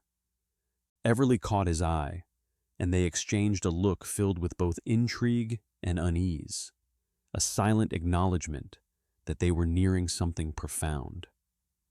"Are we close?" Everly whispered, her voice barely above a murmur, as if speaking too loudly might shatter the fragile calm. Dain paused, placing a hand on the gnarled trunk of a massive tree, its bark rough and deeply furrowed. "The forest knows we are here," he replied, his voice low and reverent. "It senses our intentions. It's wise, this place. It has seen many travelers." Kai shifted, his blue eyes scanning the shadow depths of the jungle. "It's too quiet," he murmured, his typical bravado replaced by a seriousness that Everly had rarely witnessed. "I've never heard it so still before. It's like it's waiting for something." Everly's heart raced at his words.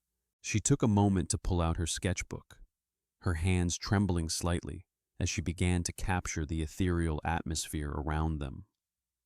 The silence weighed heavily on her, yet it also felt charged with an energy she couldn't quite explain. She sketched the towering trees, their limbs stretching skyward as if beseeching the heavens, and the intricate patterns of light dancing across the ground. This moment, she realized, was part of a story, one that she was desperate to document. "Look at how the light plays," she said, glancing at Kai, who had stepped closer to examine her work. "It's as if the forest is alive, breathing with us." "Or holding its breath," Kai countered, his voice tinged with a hint of unease. "It feels sacred," Dain nodded, his expression thoughtful. "The jungle has its spirits, Everly. They whisper to those who listen." He turned, eyes narrowing as he focused on the thick thicket ahead. "And they may be whispering to us now." As they pressed on, the path grew narrower, flanked by trees that loomed larger, their trunks twisting and entwining as though the forest itself was trying to guide them. The air thickened, and the sense of damp earth and rich vegetation filled Everly's lungs. She felt a pulse beneath her fingertips as she brushed against the roots of a colossal tree, the ground humming with an energy that sent a shiver through her spine. "Dain, tell us about this tree," she urged, feeling the urge to connect with the spirit of the forest around her. "This is an ancient guardian," Dain began, his voice soft yet resonant. "It is said to protect the forest and guide lost souls. Many travelers have sought its wisdom, and in return, it asks for respect." Everly placed her palm against the gnarled roots, feeling warmth radiate from the tree, a heartbeat echoing in time with her own. "What kind of wisdom?" she whispered, half to herself, half to the tree. Kai, inspired by the moment, suggested, "Let's take a moment of silence before we pass through. It's a sign of respect for the forest, just like Dain said." He settled down on a patch of moss, inviting Everly and Dain to join him. They formed a small circle, the atmosphere thick with reverence. The silence enveloped them, deeper than before, as if the forest was listening. Everly closed her eyes, allowing herself to feel the pulse of life around her, the rustle of leaves and distant calls of unseen creatures. After what felt like an eternity, Dain broke the stillness. "Nature speaks in whispers, my friends.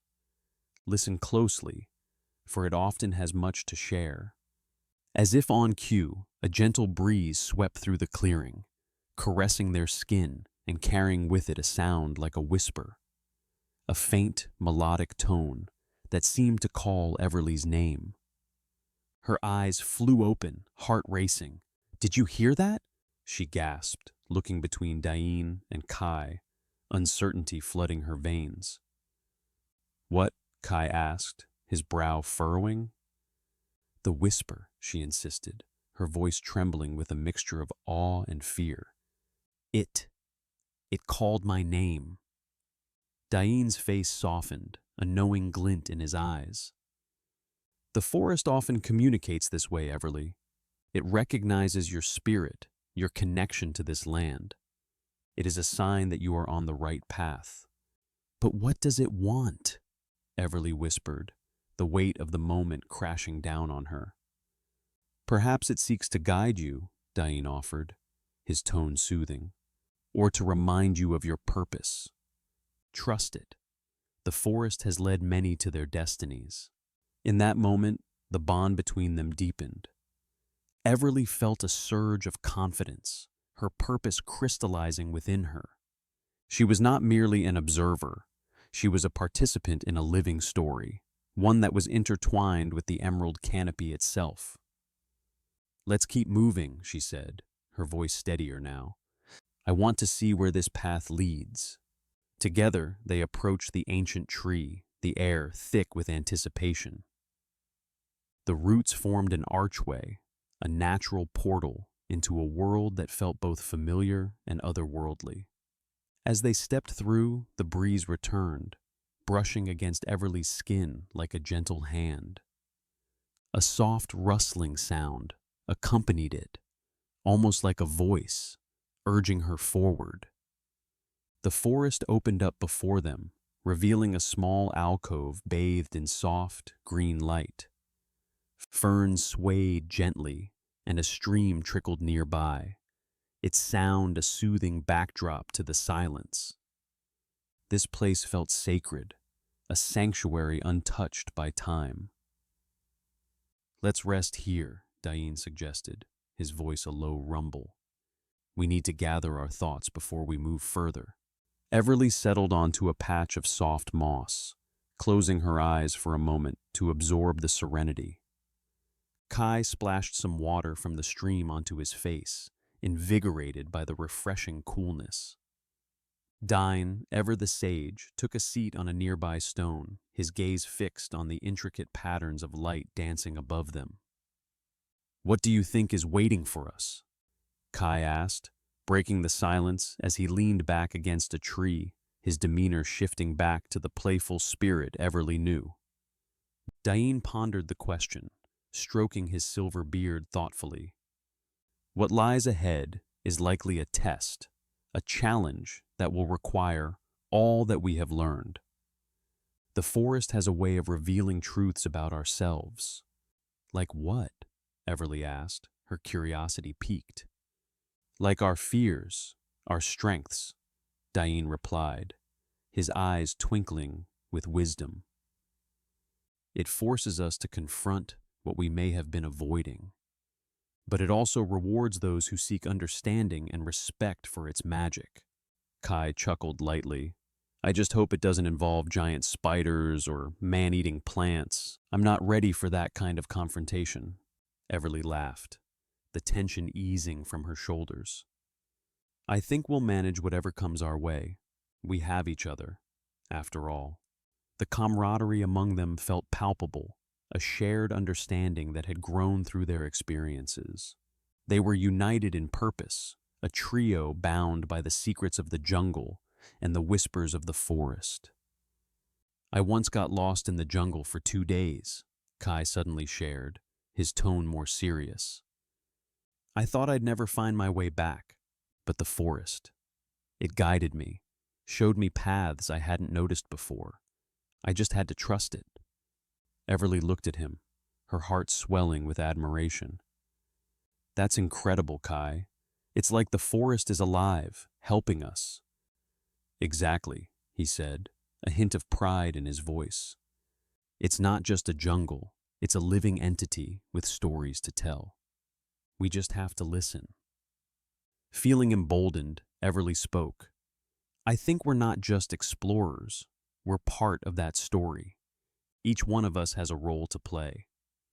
Dain smiled, a warm expression that made Everly feel seen. "You are right, Everly. Each of us is woven into the fabric of this world. Our journey is not just about reaching the Emerald Clearing. It's about understanding our place within this greater narrative." They fell into a reflective silence, the tranquility of the alcove wrapping around them like a comforting blanket. Everly closed her eyes, breathing deeply, feeling the pulse of the forest synchronize with her own heartbeat.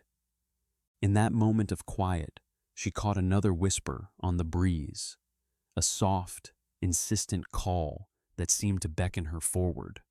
Her heart raced with a mixture of excitement and trepidation, knowing they were nearing the sacred Emerald Clearing. As they prepared to leave the alcove, Everly felt the air shift once more, charged with anticipation. She exchanged a glance with Kai and Dain, a shared understanding passing between them. "Ready?" Kai asked, his playful spirit returning as he stretched his limbs, the tension of the moment giving way to a sense of adventure. "More than ever," Everly replied, her voice steady. With one last glance at the serene oasis, they stepped back onto the path, the emerald light ahead shimmering through the trees like a promise of discovery.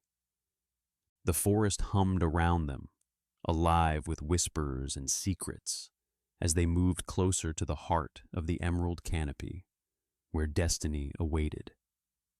In the depths of the jungle, the air thick with anticipation, Everly felt a blend of apprehension and excitement. They were nearing something sacred, and she was ready to embrace whatever awaited them in that fabled emerald clearing. Chapter 17. A Glimmer Ahead.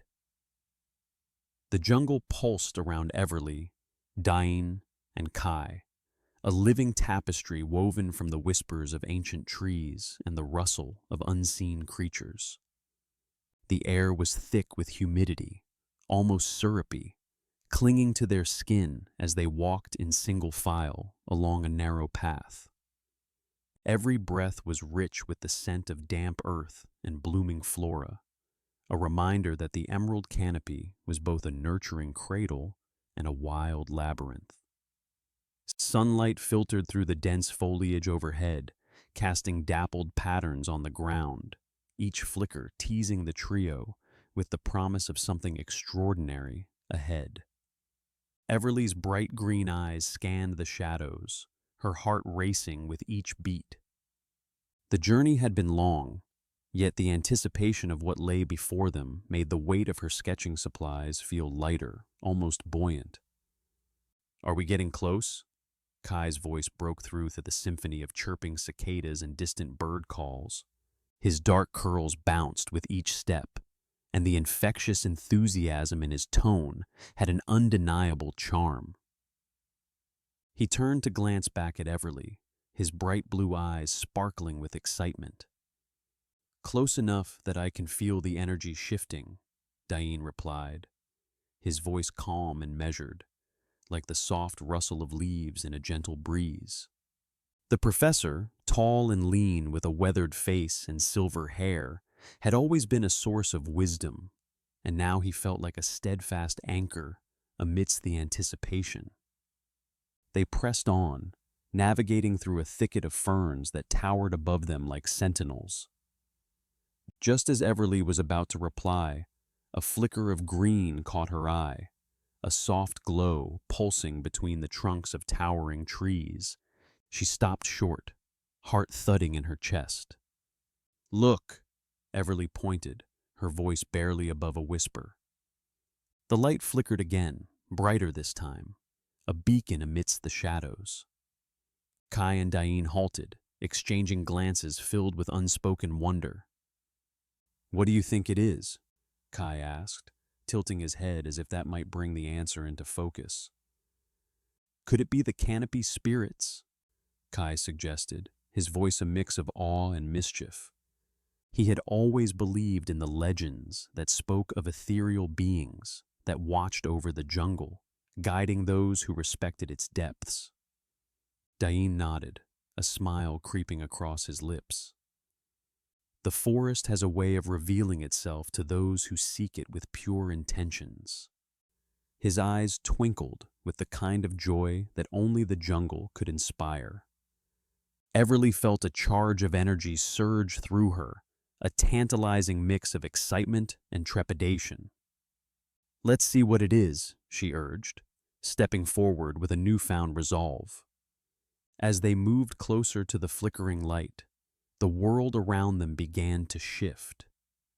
The cacophony of sounds dulled, and it was as if the forest itself held its breath, awaiting their next move. The air thickened, and a soft breeze rustled the leaves above, whispering secrets meant only for them. "Do you feel that?" Everly asked, her voice hushed. "It's like the forest knows we're here." Dain's eyes sparkled with understanding. "Nature is attuned to our presence, our intentions. It's a reminder of the reverence we must show."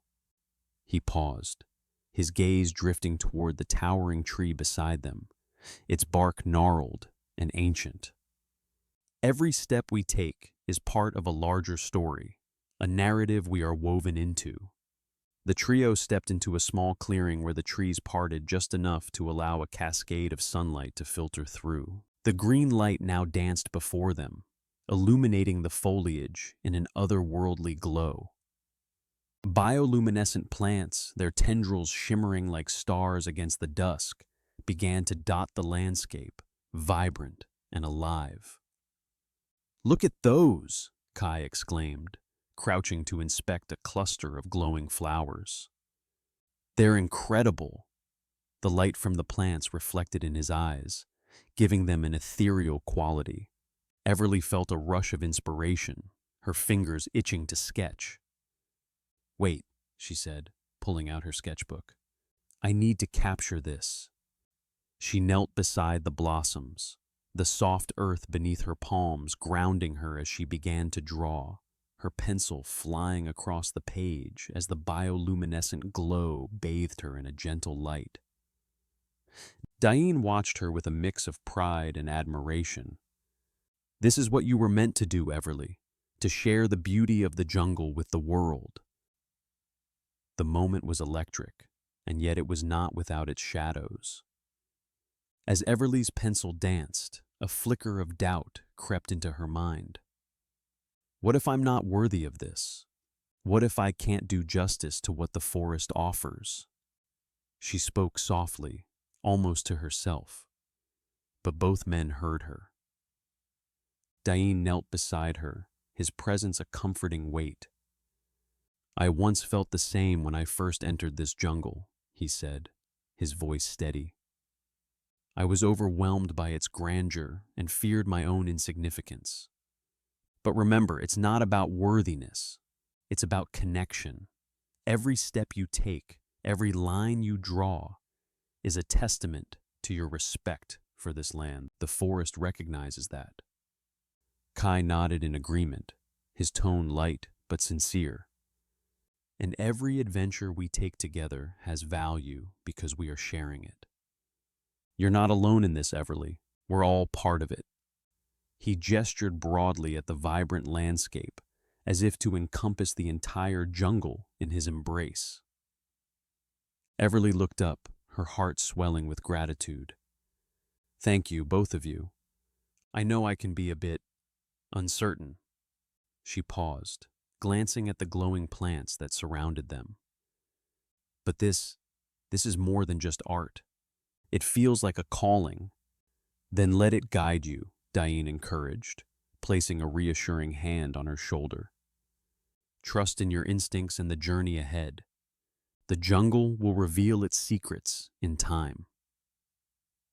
As they continued toward the source of the light, the glow intensified, illuminating their path with a soft, emerald hue. Excitement bubbled between them, and their whispers turned into lively chatter as they imagined what awaited them in the clearing.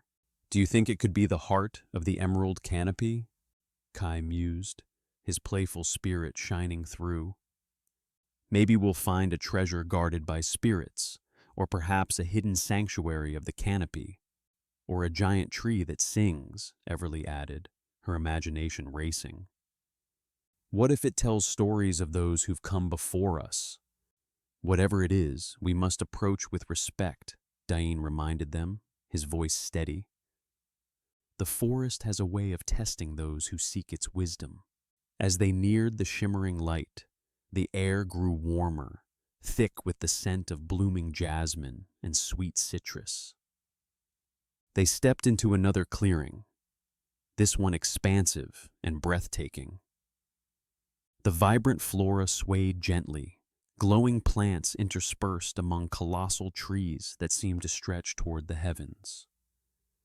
It was here that the light coalesced, forming a brilliant orb that hung in the air, pulsating with energy.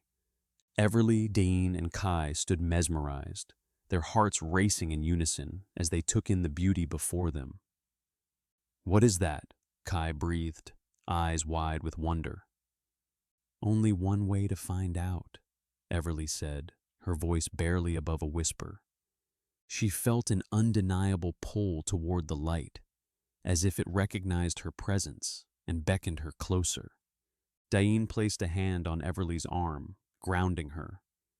"Remember, we approach with respect. This is sacred ground."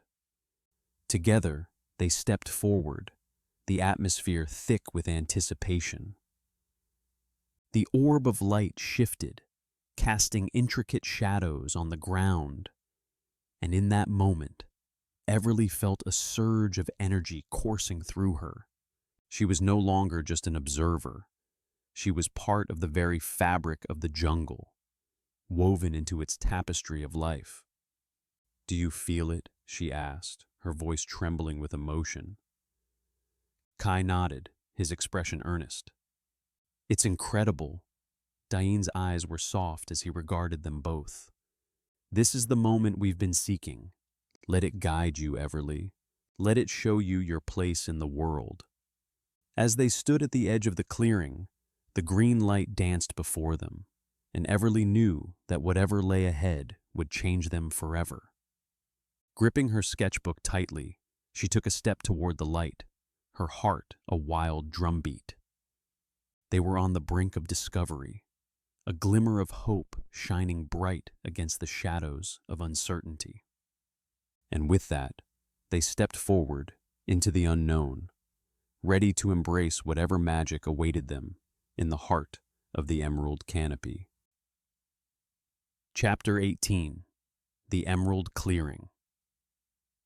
As Everly, Dain, and Kai made their way through the winding trails of the Emerald Canopy, the air shifted, thickening with the scent of blooming night flowers and damp earth. The sun hung low in the sky, casting long shadows that danced on the forest floor. Each step resonated with an electric anticipation, the jungle holding its breath in reverence for what lay ahead. "Can you feel it?" Everly murmured, her voice a gentle whisper as they approached the clearing. The vibrant greens of the jungle seemed to pulse with life, a heartbeat synchronized with her own. The path ahead was illuminated by golden rays piercing through the dense canopy, creating a tapestry of light and shadow that felt almost otherworldly. Dain, ever the observer, nodded, his deep-set brown eyes glimmering with a mix of wisdom and excitement. The forest has a way of preparing us for moments like this. It's as if we're on the cusp of something sacred. Kai, light on his feet and brimming with youthful energy, grinned at his companions. "I've heard stories about the Emerald Clearing, how it calls to those who respect the forest.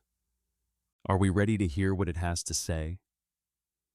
His bright blue eyes sparkled with mischief, but beneath that lay a serious respect for their journey. "Ready or not, here we go," Everly replied, her heart racing as they stepped closer, the underbrush thickening around them. She brushed a hand over the ferns, feeling their cool, silky fronds. "It's like the forest knows we're coming." With each step, the sounds of the jungle faded into a hushed reverence, as if the very air conspired to keep their arrival a secret.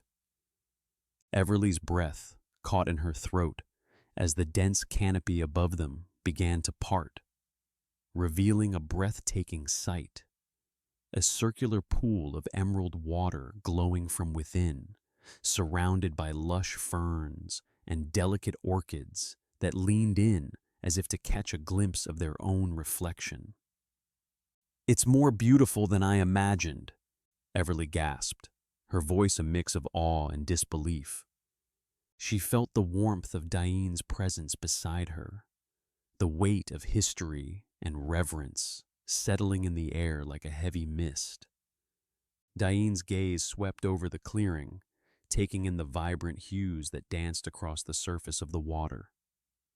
"This is the heart of the forest," he said softly, "a place where the spirit of the jungle flows freely.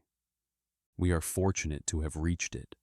Kai stepped closer, his fingers brushing against the air as if he could touch the shimmering surface. "I can't believe it's real," he said, his voice barely above a whisper. "It's like something out of a dream." As they approached the pool, the emerald waters seemed to beckon them, a silent call that resonated deep within their souls. Everly knelt at the edge, captivated by the kaleidoscope of colors reflected in the water. The light danced playfully, offering glimpses of vibrant life beneath the surface. "Look," she said, dipping her fingers into the cool water. Instantly, images flashed before her eyes.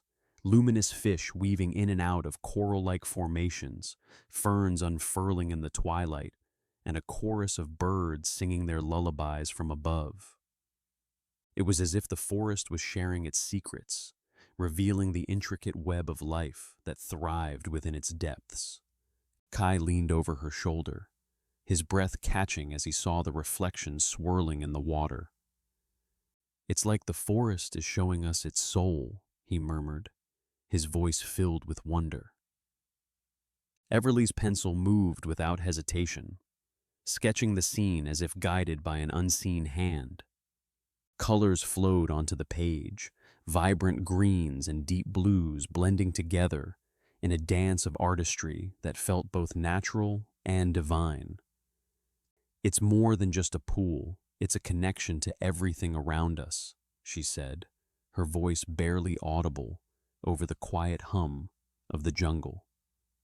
Dain settled beside them, a thoughtful expression on his face. "This place has witnessed countless generations," he reflected. "Each visitor, whether human or spirit, leaves a piece of themselves behind. It's a reminder that we are but guests here, part of a much larger narrative." The atmosphere shifted, wrapping around them like a gentle embrace as the world seemed to hold its breath. The sounds of the jungle faded to a serene silence, the only noise the soft rustling of leaves and the distant call of a nightbird. They sat together in a circle, absorbing the tranquility, each lost in their thoughts. "Have you ever felt so small, yet so connected?" Everly asked, her voice a fragile thread in the stillness. She looked at Kai, who met her gaze with a knowing smile. "Small, yes, but also part of something grand," he replied. "It's like the forest is reminding us of our place in the world." Dain nodded, the corners of his mouth lifting in a soft smile. "Nature teaches us humility, Everly. It's a lesson we often forget. In this clearing we find our purpose, to protect and cherish what we have." Everly's heart swelled with understanding, the weight of their journey settling upon her.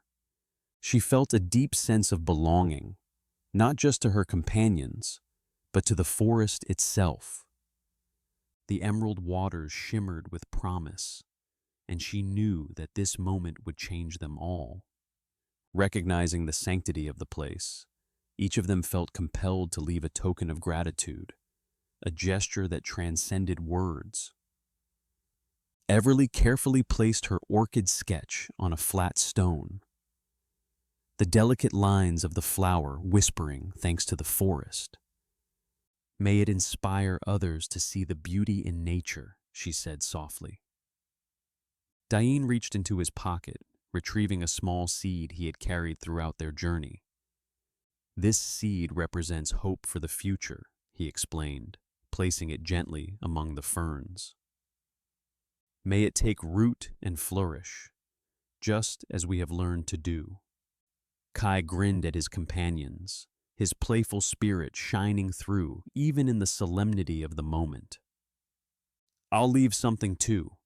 He gathered palm fibers from the ground, weaving them into a small charm.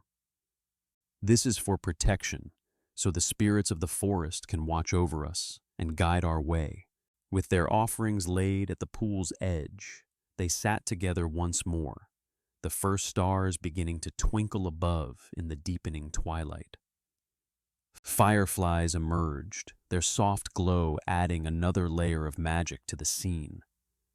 The wilderness hummed softly around them, a reminder of the life that pulsed just beneath the surface. Everly leaned back, gazing up at the canopy, the intricate patterns of leaves and branches forming a tapestry against the darkening sky. She felt a deep sense of peace settle within her, a realization that she was part of something greater than herself.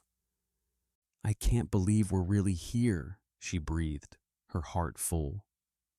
Kai chuckled softly, his eyes sparkling with mischief. "And to think we almost didn't make it. Imagine the stories we'll tell." Dain, with a twinkle in his eye, added, "Let this experience be a reminder of the beauty that exists in our world. We are not mere observers, we are participants in this grand tale."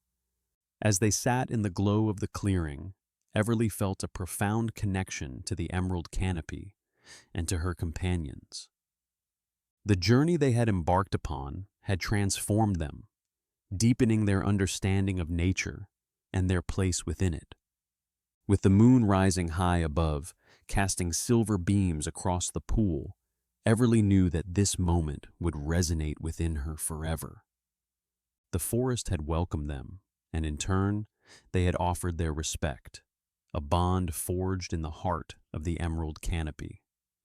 Little did they know, the spirits of the forest were watching, eager to see how their story would unfold. The next chapter awaited, filled with challenges and discoveries that would test their newfound connection to the land. And so, under the watchful gaze of the stars, the three companions sat in reflective silence, the emerald clearing cradling their hopes and dreams, a sacred space that would guide them in the days to come. Chapter 19. The Spirit's Welcome.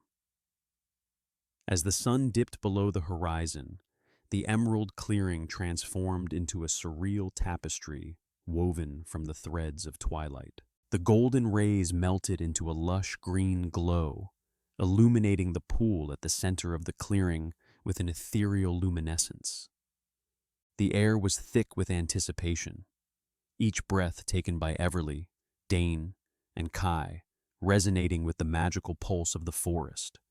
The usual chorus of jungle sounds hushed as if the emerald canopy itself held its breath, waiting to unveil its secrets.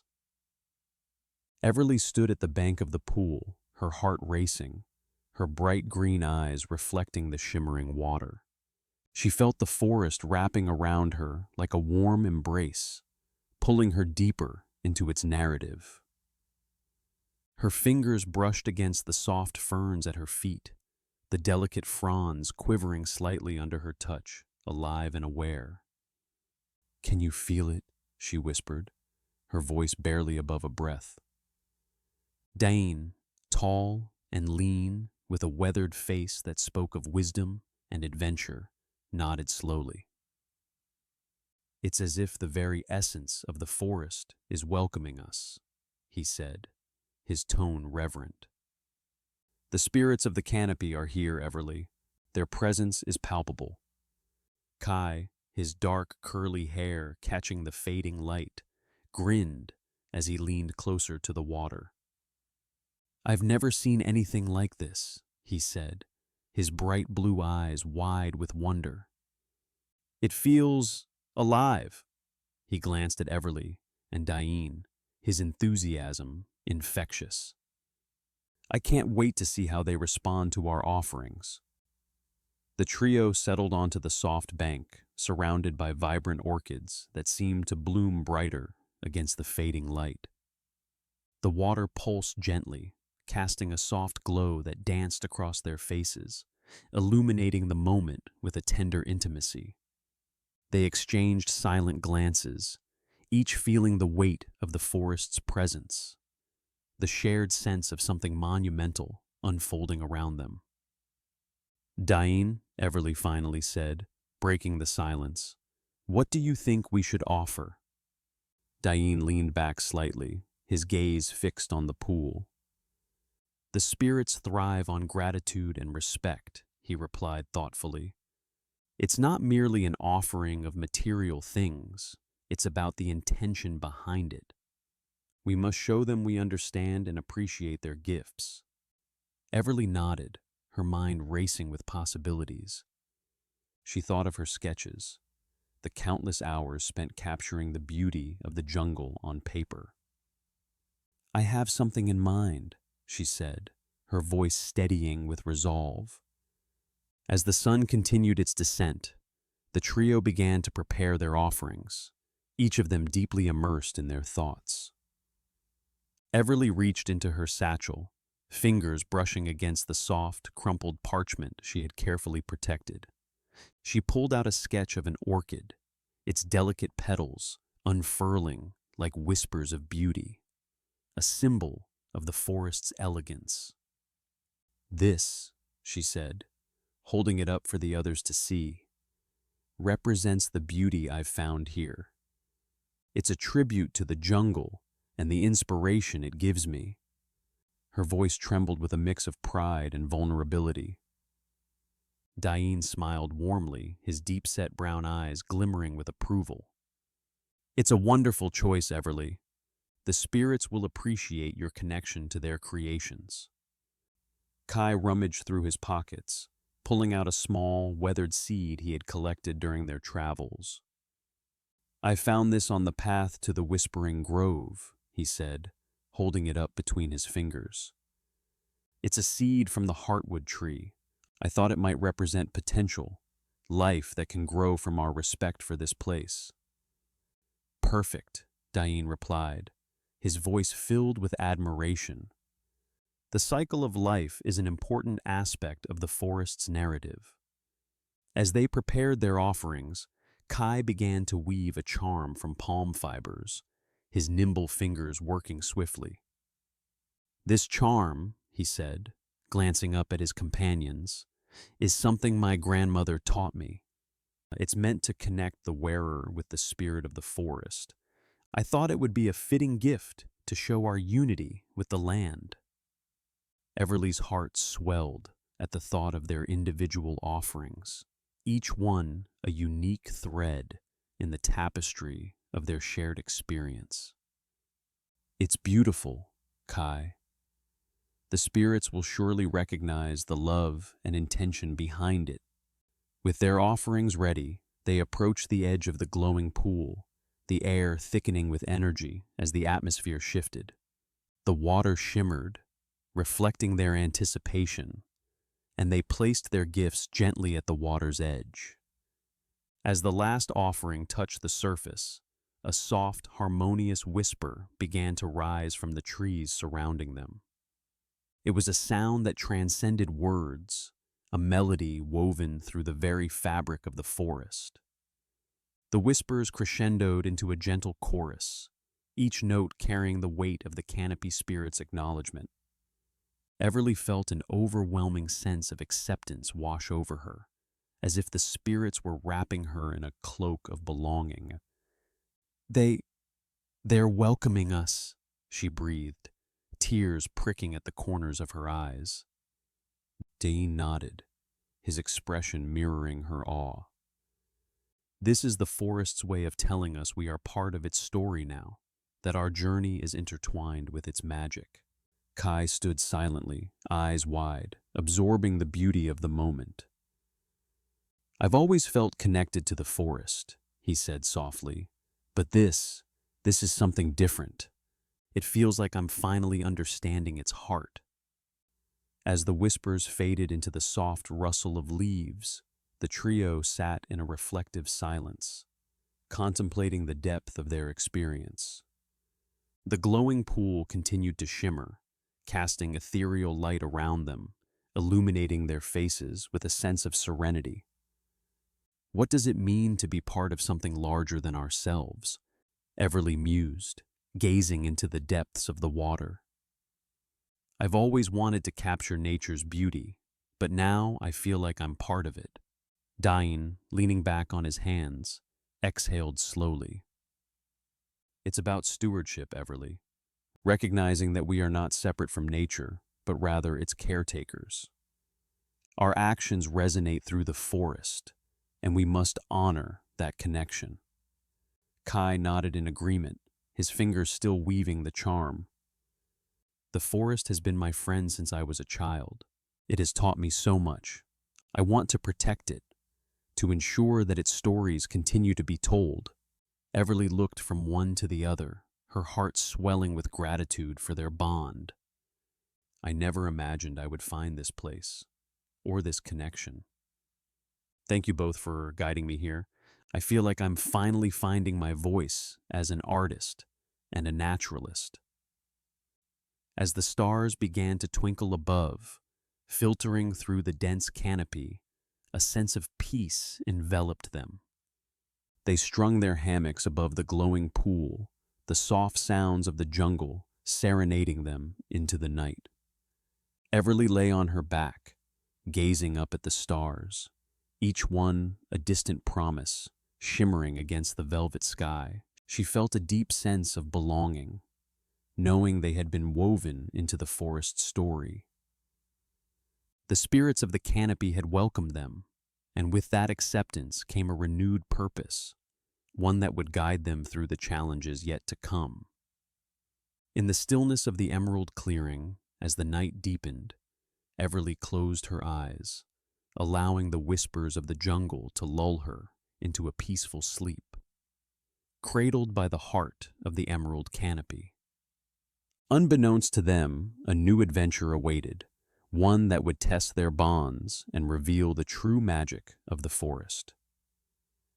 The journey had changed them, and as they drifted into dreams, the canopy spirits watched over them, ensuring that their stories, interwoven with the essence of the emerald realm, would carry forward into the dawn. Chapter 20. Hammocks Among the Stars. Everly lay back in her hammock, the soft fabric cradling her like the embrace of the emerald canopy above. The dappled moonlight filtered through the leaves, casting a mosaic of silver and green across her face. Below, the glowing pool reflected the stars, a shimmering tapestry that seemed almost to pulse with life. The air was thick with the sweet scent of blooming night jasmine, mingling with the earthy aroma of damp soil and moss, creating a heady perfume that wrapped around the trio like a warm blanket. "Isn't it beautiful?" she murmured, her voice barely rising above the gentle rustling of the leaves. Dain, nestled in his own hammock nearby, chuckled softly. "The forest always has a way of reminding us, doesn't it? It's as if nature itself is a storyteller, weaving its tales through the sounds and sights that surround us." Kai, swinging slightly in his hammock, added, "And the best part? We've lived to tell our own stories too." He grinned, bright blue eyes sparkling like the stars above. "Remember the time we almost lost Dain to that cheeky vine? I thought he was going to duel it." "I was merely attempting to free the vine from its own entanglement," Dain replied, a mock seriousness in his voice. "It was a valiant battle, one that the forest shall remember for ages." His laughter, rich and warm, blended seamlessly with the nocturnal symphony. The croaking of frogs, the chirping of crickets, and the distant calls of nightbirds echoing through the clearing. Everly smiled, her heart swelling with a sense of belonging she had not expected to find in the depths of the jungle. "I've seen the forest in so many different lights," she said, her fingers idly tracing the outline of her sketchbook, which lay beside her. "But tonight, it feels like we're part of something larger, like we're woven into its very fabric." "Exactly," Kai said, his enthusiasm infectious. "The forest, it breathes with us. It dances to our laughter and sighs when we're quiet. It's alive, Everly. You can feel it, can't you?" Dain nodded thoughtfully, his gaze shifting to the canopy above, where the stars twinkled like scattered gemstones. "Even the stars have their stories, tales of ancient travelers who gazed upon their light, seeking guidance. We are not so different from them, you know." Everly closed her eyes for a moment, allowing herself to sink into the sounds of the jungle. The ambient melody wrapped around her, each note resonating with her spirit. She imagined the stories of the stars, the whispers of the trees, the laughter of the streams. It was as if the forest was sharing its secrets with her, and she wanted to capture every essence of it with her sketches. "Do you think the forest knows our stories?" she pondered aloud, her curiosity piquing. Of course, Kai replied, his tone serious yet playful. I bet it's writing them down in its own way, in the patterns of the leaves or the twists of the roots. Every time we tread lightly, we leave an imprint, and the forest remembers. Perhaps that's why it's so important for us to protect it, Dain added, his voice rich with wisdom. Nature has its own magic, a delicate balance that we must learn to nurture. We are stewards, guardians of these stories. As they shared their thoughts, the sounds of the jungle seemed to shift, harmonizing into a gentle lullaby that wrapped around them like a comforting embrace. The frogs croaked in syncopated rhythm, while the insects buzzed a soft accompaniment, creating a symphony of life that spoke to the very heart of the forest. Everly felt a rush of inspiration surge within her. I want to capture this, she whispered, her voice filled with urgency. The sounds, the colors, the feelings, it's all so beautiful. Then sketch away, Everly, Kai encouraged, his playful spirit igniting her enthusiasm. You've got a gift for it. Your drawings bring the forest to life in a way that words never could. With a spark of determination, Everly reached for her sketchbook. The pages were already filled with vibrant sketches of flora and fauna, but tonight felt different. She wanted to encapsulate the essence of the moment, the harmony, the connection, the magic of their shared experience. As she began to draw, her pencil glided smoothly across the page, capturing the glowing pool, the twinkling stars, and the silhouettes of her friends swaying gently in their hammocks. She glanced up occasionally, allowing the beauty around her to inform her artistry.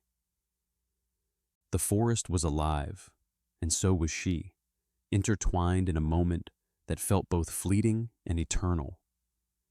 After a while, she paused, letting her pencil rest. The forest had a way of shifting her perspective, revealing depths she had never considered. She looked at her friends, who shared this journey with her, and felt an overwhelming sense of gratitude. You both mean so much to me, she said softly. I never thought I would find such camaraderie here. Dain smiled, his face illuminated by the moonlight. It's not just the forest that brings us together, Everly. It's our shared purpose, our love for this land. We each bring something unique to this journey. And I'm just here for the adventure, Kai chimed in, laughing. But seriously, it's like we've become a part of the forest's family. It's our home now. Home, Everly echoed, the word lingering in the air like a warm breeze. It felt profound, a realization that settled deep within her. The forest wasn't just a backdrop for her art. It was a living entity that welcomed her, shaped her, and whispered its secrets to her through the rustling leaves and sparkling waters. As the night deepened, the trio fell into a comfortable silence, each lost in their own thoughts, yet connected by an invisible thread. The forest continued its lullaby, cradling them in its embrace. Everly took a deep breath, the cool air filling her lungs, and closed her eyes once more. In this serene moment, she felt a sense of clarity wash over her. Stepping quietly from her hammock, she walked to the edge of the glowing pool, where the emerald waters shimmered like liquid glass. The moonlight danced upon its surface, casting a silvery glow that made everything feel otherworldly. She knelt down, dipping her fingers into the cool water, watching as ripples spread outward, distorting the reflections of the stars above. What are you thinking about? Kai's voice startled her as he appeared beside her, curiosity flickering in his bright eyes. I'm just reflecting, Everly replied, her voice barely above a whisper, about how much this journey has changed me. The sketches I create, they're more than just images now. They're expressions of my connection to the forest. Kai nodded, his expression serious. You've grown, Everly. You've learned to listen, not just to the forest, but to yourself. That's a powerful thing. Thank you, Kai, she said, her heart warmed by his words. It's just, sometimes I feel the pressure of what's expected of me. I want to do justice to this beauty, to share it with others in a way that inspires them to protect it. He smiled, placing a reassuring hand on her shoulder. You're doing that already, in ways you might not even realize. Every time you sketch, you're telling a story. And every story has the power to change hearts. Encouraged by his kindness, Everly stood, her resolve solidifying. I want to give something back to the forest, something that shows my gratitude for welcoming us into its heart. Kai's eyes sparkled with enthusiasm. What do you have in mind? With a newfound purpose, she looked out over the pool, inspiration swirling within her. I want to create an offering, a final tribute to the forest, something to honor what we've experienced together. Let's do it, Kai exclaimed, his excitement infectious. What do you need? Everly glanced back at her hammock, her sketchbook still lying there. I'll draw something special, something that captures the essence of this night, and then we can place it by the water as our gift. As she returned to her hammock, the stars seemed to shine brighter, as if affirming her decision. She flipped to a fresh page, her heart racing as she began to sketch. The forest, the glowing pool, her friends, all of it flowed through her pencil, each stroke imbued with the magic of the moment. She poured her gratitude into the drawing, letting every line reflect her love for this vibrant world. Once finished, she held up the sketch, admiring her work. It depicted the clearing, the shimmering water, and the constellations above, all intertwined with the lush foliage of the jungle. It was a piece of her soul laid bare, a testament to their journey. Here it is, she called, her voice filled with excitement. Kai and Dain approached, their expressions curious and supportive. Dain examined the sketch with a thoughtful nod. It's beautiful, Everly. The colors, the movement, this is a love letter to the forest. Exactly, Everly beamed, her heart swelling with pride. Now, let's place it by the pool. Together they approached the water's edge, the moonlight glistening on the surface. Everly gently laid her sketchbook open at the water's edge, the drawing framed by the emerald glow. This is our promise, she said, her voice trembling with emotion. A promise to protect the forest and to carry its stories with us. As they stood in silence, the forest seemed to respond. The wind picked up, rustling the leaves above, and the water shimmered as if the forest itself was acknowledging their offering. The night felt alive, vibrant with possibility. Kai grinned, breaking the stillness. I think the forest just accepted our gift. Dain chuckled, his eyes twinkling with warmth. Then we are truly part of its story now. As they returned to their hammocks, the sounds of the jungle enveloped them once more, a soothing lullaby that promised peace and protection. The stars above twinkled in response, and Everly felt a wave of contentment wash over her. She knew that this journey had changed her forever, that she would carry the spirit of the emerald canopy within her. Drifting into sleep, she felt the gentle sway of her hammock, the warmth of her friends nearby, and the quiet magic of the forest wrapping around her like a cocoon.